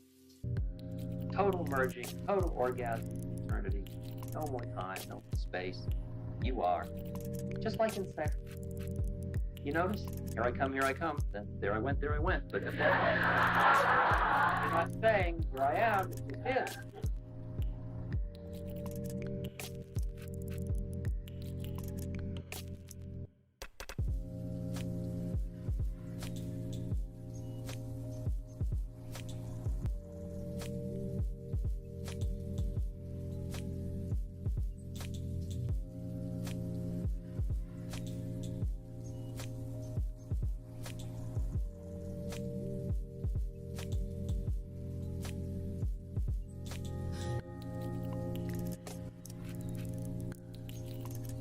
We'll start with just a really short meditation.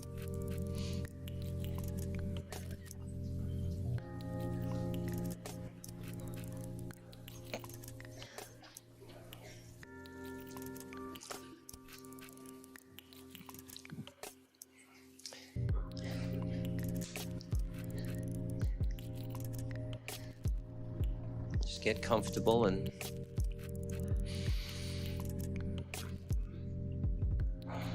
feel the seat under you and the floor and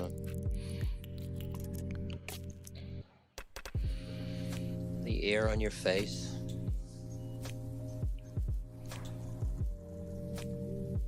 Be aware of your breath.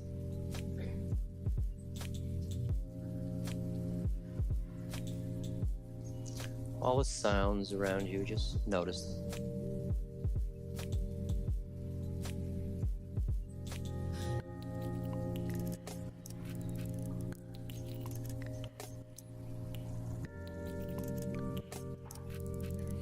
Everything that arises, a sound or a sensation, just let it arise and then pass away. Don't grab hold of it. Don't try to push it away.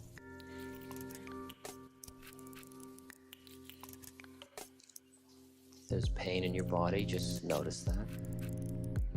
Allow it. Don't get upset.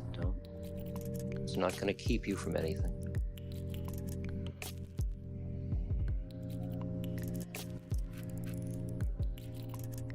Thoughts about past or future, just notice them.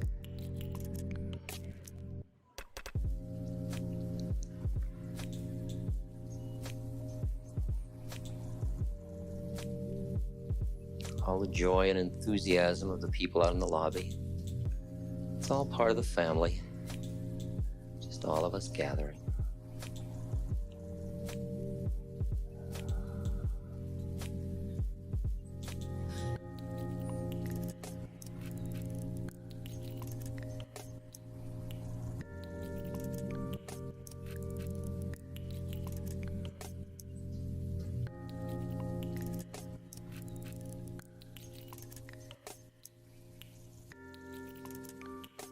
Allow your awareness to expand, to embrace everything you hear or feel or think. And that too, yes, and that too. And just keep seeing there is space around each thing.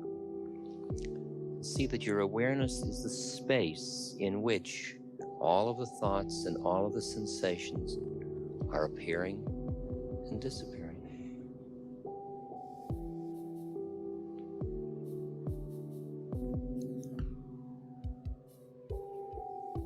As if your awareness were the sky and all your thoughts and sensations are the clouds, coming, passing through, disappearing in the far horizon.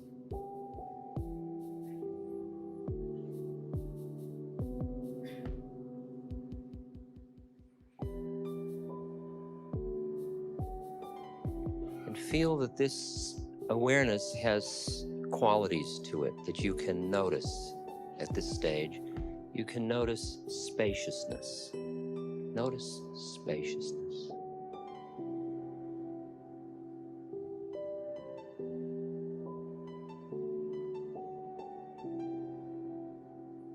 Feel the spaciousness that expands into this whole theater, so that really there is one awareness and there are all these different forms through which it is passing. We all heard that cough. One awareness. We're all right here.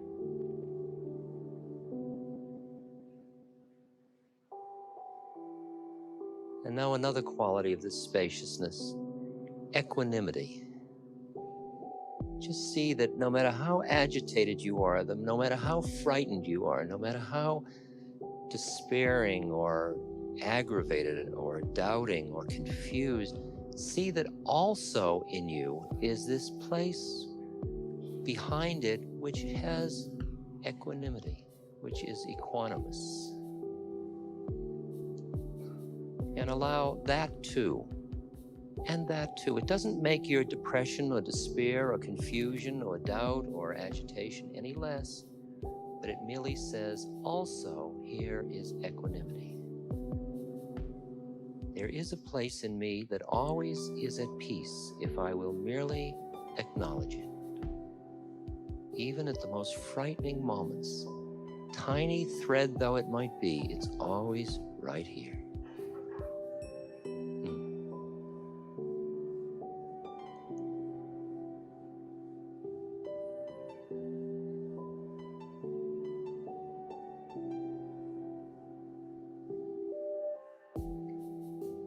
And see how this quality, this awareness, also has the quality of love,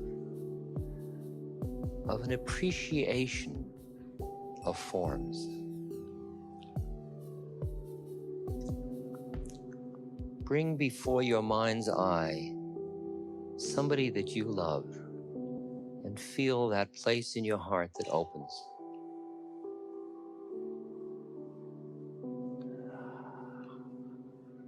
And how fortunate you are to have shared part of an incarnation with such a person, whether that person be in flesh or not.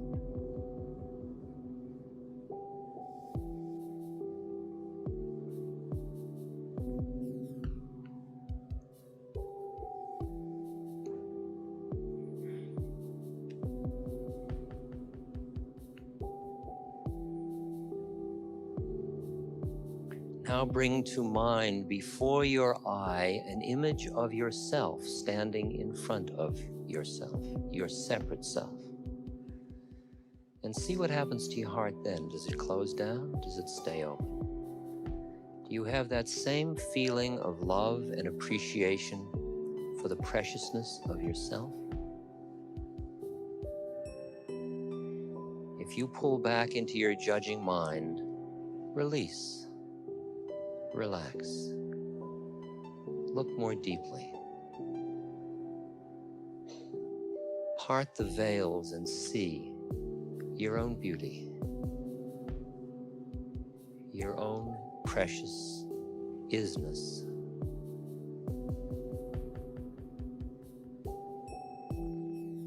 See that behind all of the dramas of that person, that self that stands before you, there is I am.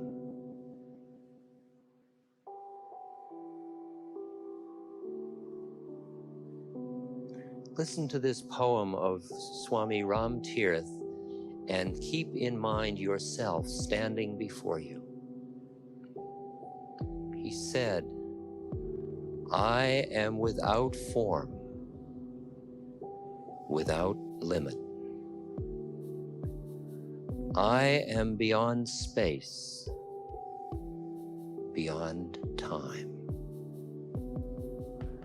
I am in everything. Everything is in me.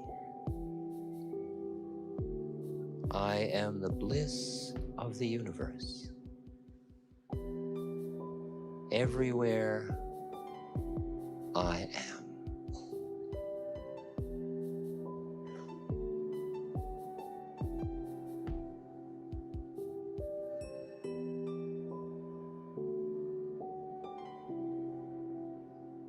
Recognize your own higher self and recognize the way it has come into form and appreciate the perfection of the creation.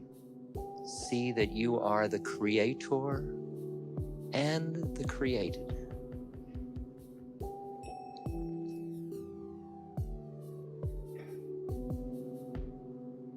You are the lawful form unfolding, and you are that which is behind the law. You are one of the many, and you are the one.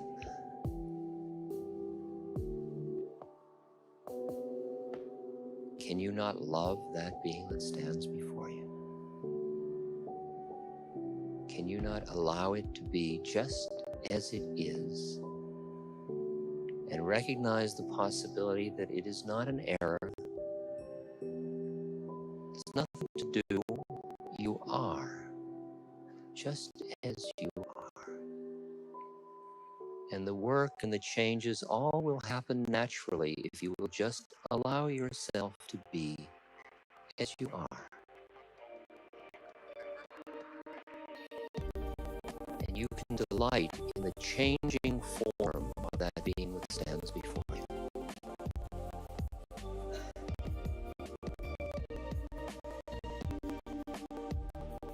Work on yourself is one level. Another level, there is no work. It's all dance. Another level, there is no dance. There is no time or space. It all just is. All true. All who we are. We are so much more than we ever think we are.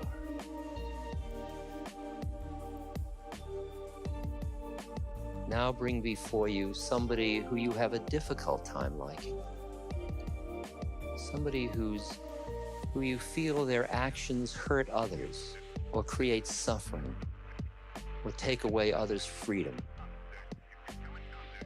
Feel what happens to your heart then. And once again, hold quiet. Notice your reactivity and stay aware in space. And allow yourself to see through the veils of the action to the being back inside. And realize what a hard incarnation it must be for somebody whose actions create suffering in others. And see the way in which you can say no to the person's actions without closing your heart to the soul that has taken that birth.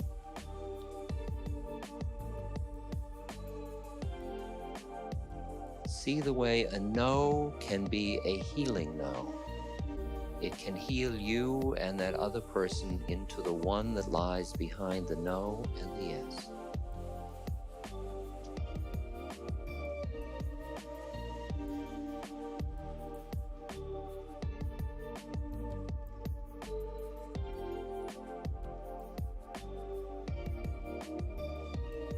Now from this collective place of isness, this quiet, equanimous, peaceful, spacious, present moment. Let us at this moment send from here our blessings, our love. Let us be instruments through which pure spirit passes to earth. And let it be guided to those who suffer, those who are caught, who are lost into the drama. Let our thoughts and with spaciousness surround them with love, with peace, with equanimity.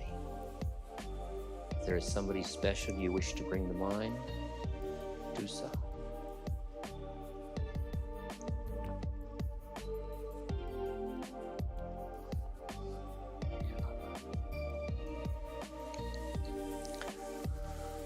On the way in this evening, one woman fell and she was taken to Marin General Hospital, and perhaps she broke her leg.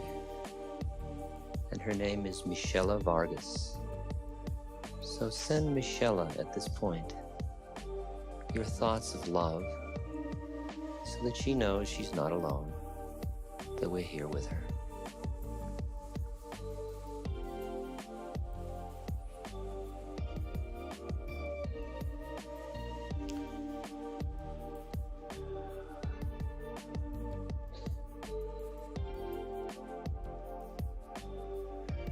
To people who are imprisoned in their minds, in their bodies which are suffering, in institutions, caught in any way, may they see through the veil and realize that we are all always free. No one can imprison us but ourselves.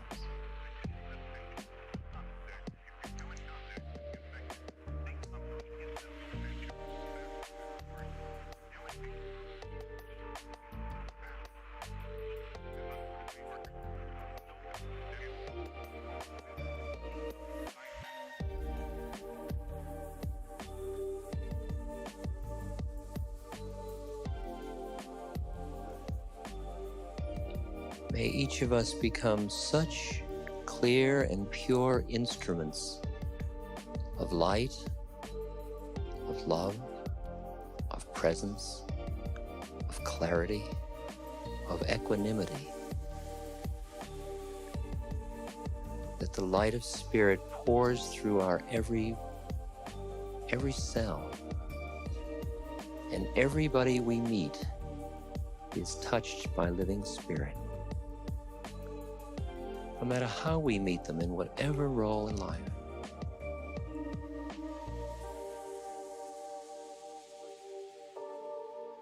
Then, where we are, everywhere we look, we will see flowers blooming. It's what the sun sees when it looks down from above. What grace, what incredible grace.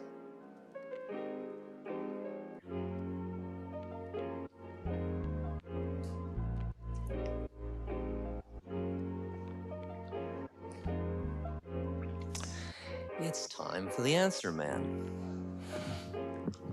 Don't try to hold on to a cheap high. Come on. Questions. You ask a question, I'll give you an answer.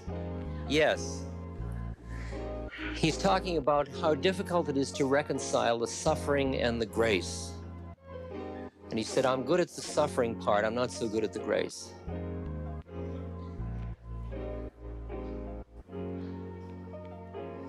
I think it's in our quietest moments that we have a chance to slow down in our reactivity to the point where we can just look at things as they are and see the way in which process happens, in which law unfolds, in which suffering transforms, in which pain awakens, in which it also tightens, and how painful the process is. And when you look at people contorted with pain and suffering, they don't seem to be growing, and you can't understand why that is, because you're looking at it from such a short point of view. And it takes a kind of faith when you're in the midst of that kind of suffering to say, could that be perfect? Could that be okay? Could that be grace? It's really, this is a big leap. And the leap comes only when you have deepened your own being to the point of view where you're able to stop reacting to the suffering all the time and just for a moment allow it. Just getting out of your judging mind and just allowing and looking at it just like you look at summer and winter and autumn and spring and seasons and birth and death and see the jungle and all these processes. I remember once I was down at Big Sur and I was given a house down there by Esalen, yeah. And it came with a cat. And in the morning I'd be meditating and the cat would come in with its prey that it was going to eat. And it loved me, so it would come over and sit between my legs and eat the lizard or whatever it was. And the lizard would be alive and flapping, and I'd be sitting there meditating, and I'd hate the cat, and then I'd feel bad for the lizard, and then a moment before I'd love the cat, and who should I hate and who should I love? And I saw that my judging mind was just my judging mind, and this was the process of the universe. And was I really ready to decide that I was to judge whether the cat was bad in eating the lizard? And I saw that I had to stretch further than that. And a lot of our problem comes from our inability to accept our own beauty and accept the grace that comes into our own life. We're great at handling suffering because that fits in with our model that we're inadequate and we're not enough and we kind of deserve to suffer. It's very hard to accept your beauty, accept your divinity, accept life. It's very hard. So there's stretching to do in both degrees, It's not an easy one at all. Not an easy one. Could a person be conservative and be spiritual? Absolutely. Absolutely. A person could have any political leaning and be spiritual. They could, because they could have it. We have to examine very closely all of our beliefs and attitudes, and oftentimes you can find very deep commitment to a love of people, but a different strategy for bringing about that love. And you've got to realize that people that are opposed to you can do it with good heart. They are not necessarily bad people. It's not the evil empire. There are people in the conservative movement that are manipulative and unconscious and hurtful. There are people in the liberal sides that do the same thing. But I think that we don't label everybody because of a political predisposition as good or evil. That would be very naive. Questions? Sir? You say something about the process of learning to love yourself. I think it really, for me, what it has been is acknowledging and allowing all of the stuff in myself. Just starting to allow it. To allow the fact that I can be neurotic, allow the fact that I can have all my petty little fears and that I sometimes get angry and I sometimes am arrogant and I sometimes doubt and it's all there. And sometimes I'm lazy and sometimes I'm energetic and sometimes I'm ego needful and sometimes I'm fulfilled, and allow all of that and just keep allowing and acknowledging and allowing and saying yes, and that too, and that too, and that too. It's like expanding to allow myself. Sometimes I feel guilty, sometimes I'm ashamed, sometimes I feel trivial. Sometimes before a lecture I feel anxious and insecure. Sometimes I feel totally at one with everybody, and they're all me. It's all parts of the dance, of the flow. And it's just constantly saying, and that too, and that too. And I get into a depression. Instead of, I'm depressed, it's more like, wow, dig that depression, and that too. It's sort of developing, cultivating another part of my being that is what's called the witness, or the listener, or the noter, that is there in addition to the part that's depressed, or the part that's angry, or so on.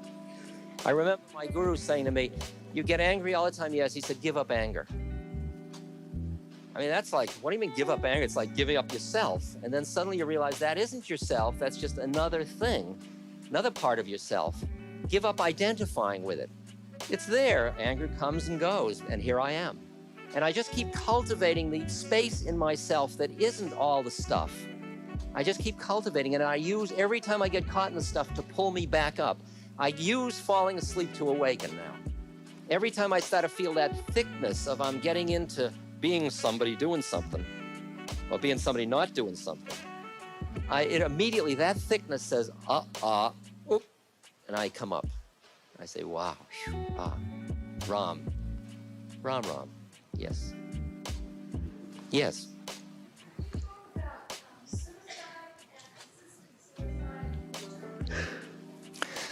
Suicide and assisted suicide in terminally ill people.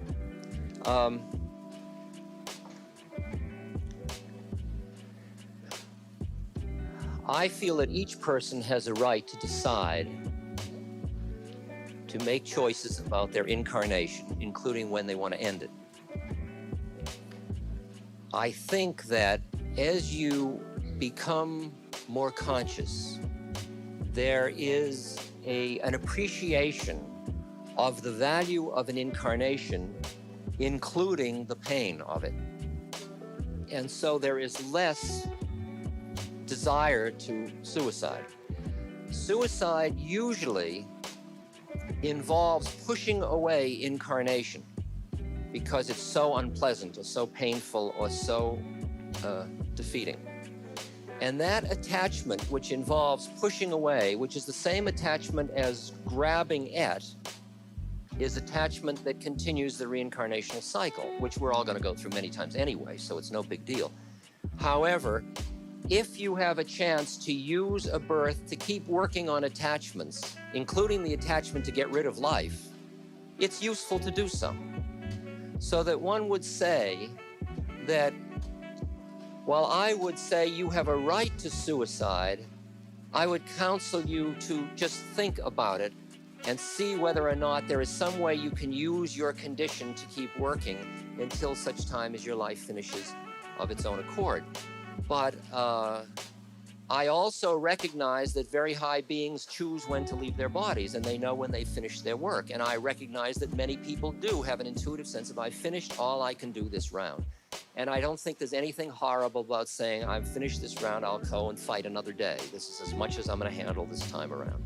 I don't think it's cursed or horrible or hell or damnation, or that's all nonsense. I think what you're left with is the same karma. Where you are the moment after your death is roughly where you were the moment before. You're out of the body, you're out of the pain, but you are with the attachments of mind that led you to the actions of the way you died. And that's why when there is choice, the game is to die, not going towards death and not holding on to life, but just being open to this moment, and this moment, and then this moment, and then this moment, and this moment. Is that, wait a second, hold on one second. Is that dealing with your question? Yes? Well, assisted suicide, I think, I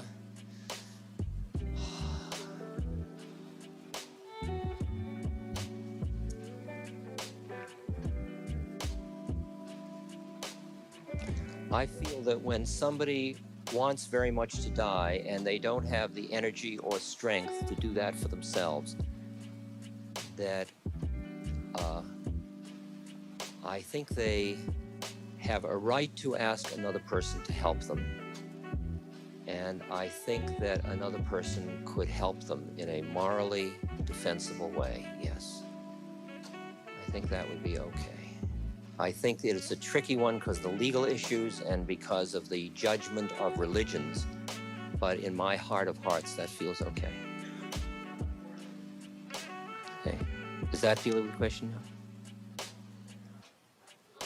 Who said that? Who's raising the question? You've had your question enough. I think it's fair to give other people a chance, don't you? Really? Yeah, sir.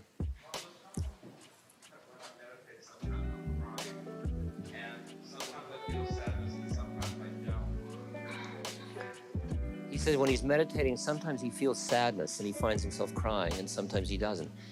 There are ways when you start to open your heart, there is a statement that the smile on the Buddha's face is the smile of unbearable compassion. It's the quality when you open to the suffering that is, because you realize that everybody that thinks they're somebody is suffering at some level. That's just the way of it. It comes with the territory of incarnation. And as you become aware of the immensity of all that, including yourself and all of it, the burden of it is so immense, just the appreciation of it. And with it comes the balancing of it is the understanding that that's the way karma works. That is the law of the thing. But at the same moment, you bear the unbearable, it says. You learn to bear the unbearable. And that's why they talk about spiritual people as being the living dead, because they have died into all of this, and then they can bear the unbearable. And it's so immense and so intense. So.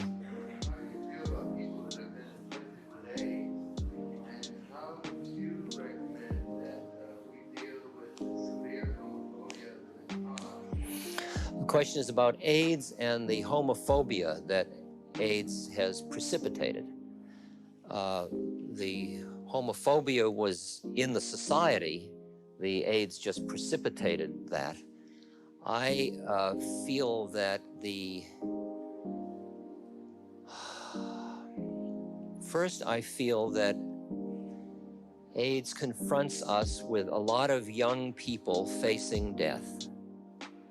And I think it's hard not to get caught in the drama, and yet it is possible not to do so. It is possible, being somebody with AIDS or somebody helping somebody with AIDS, to go behind it and work with it and grow through the process of having AIDS and of dying and of helping somebody die with AIDS. I think it is a incredibly rich process for growing, and it is hell. It is hell, but hell is a great growth experience if you know how to use it. And I would like to help people learn how to use that, because I think, and there are a percentage of people that would like to use it, and there will be a lot of people that don't want to, because they can't see that there's any way other than being caught in the drama.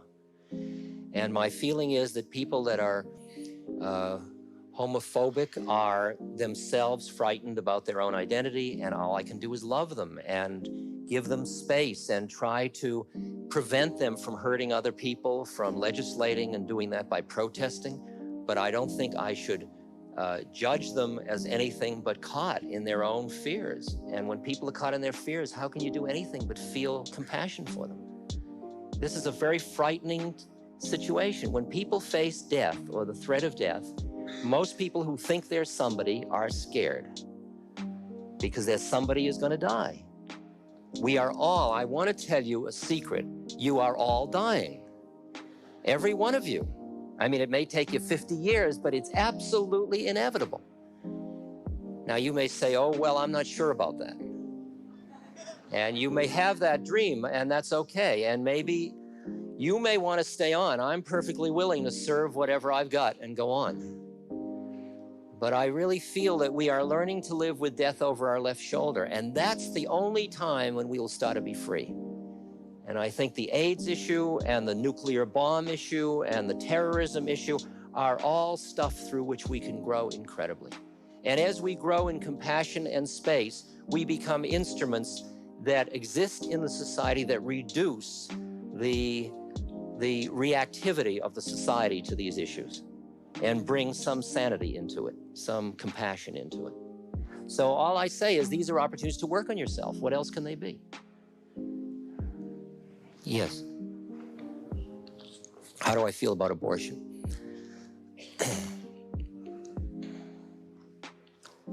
I feel that each human being has to make their own decision, each person. I do not think I could end with a simple rule of the game. I don't see any way. I don't see that I have that wisdom to make a judgment about other people's lives. I think each human being knows, because I was once with Trungpa Rinpoche, and we were talking about it one night, and he said, just realize that the fetus and the parents all enter into a conspiracy of consciousness in which sometimes abortion is built into the plan of their game. And sometimes it isn't. And sometimes when it isn't, the parents want to abort and then they can't for some reason, legal or otherwise. And sometimes they don't want and it aborts anyway. I mean, it's interesting that there are games behind the games of mind, of human mind.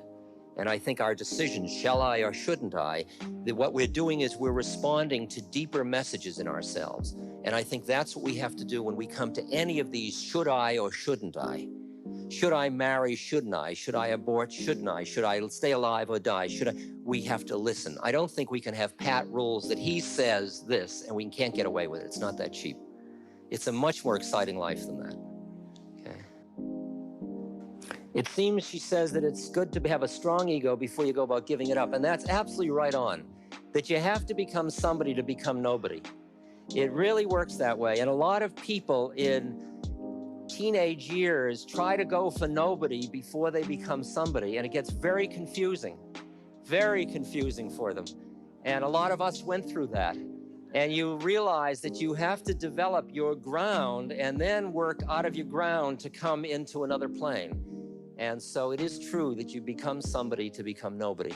And then you're uniquely somebody, but you're unique. You're not special, you're unique. That's an interesting distinction. We each are unique, but we're not special, more special than somebody else. We're each unique in our own way. And it's like everyone is so preciously beautiful in the way they're doing it. Oh, preciously beautiful in the way they're doing it. Yes. The question is, how do you find the balance between allowing suffering and the spaciousness and realizing you're not a victim and you can change it? I think what happens is the more you open to how it is, that how it is includes what your capacities are to change it. And an appreciation of that. It's just like I appreciate the laws of it, including my desire to change it. That's part of the laws of it, and including my ability to change it, and including my appreciation of what's changeable and what isn't. I think if you have to create something that involves denial of anything, you don't have it free. You're not free. The minute you deny anything, you're not free. You're trapped. You've got to allow it all. And in the allness will come the appropriate action, right? It's a really interesting one. It's a spacious one from which action comes from. And you can't be afraid of it, you know? You've got to allow the possibility that when you see how it all is, you may not want to act. Or you may, if you say, well, I'll see how it all is so I can act better, you're already got a plan. The plan has to go too. You've got to throw it all into the pot and then see what comes out. But then you really see what's changeable, and then your actions become like judo, and whatever you do really works because you're doing it in harmony with the forces of the universe rather than in opposition to them.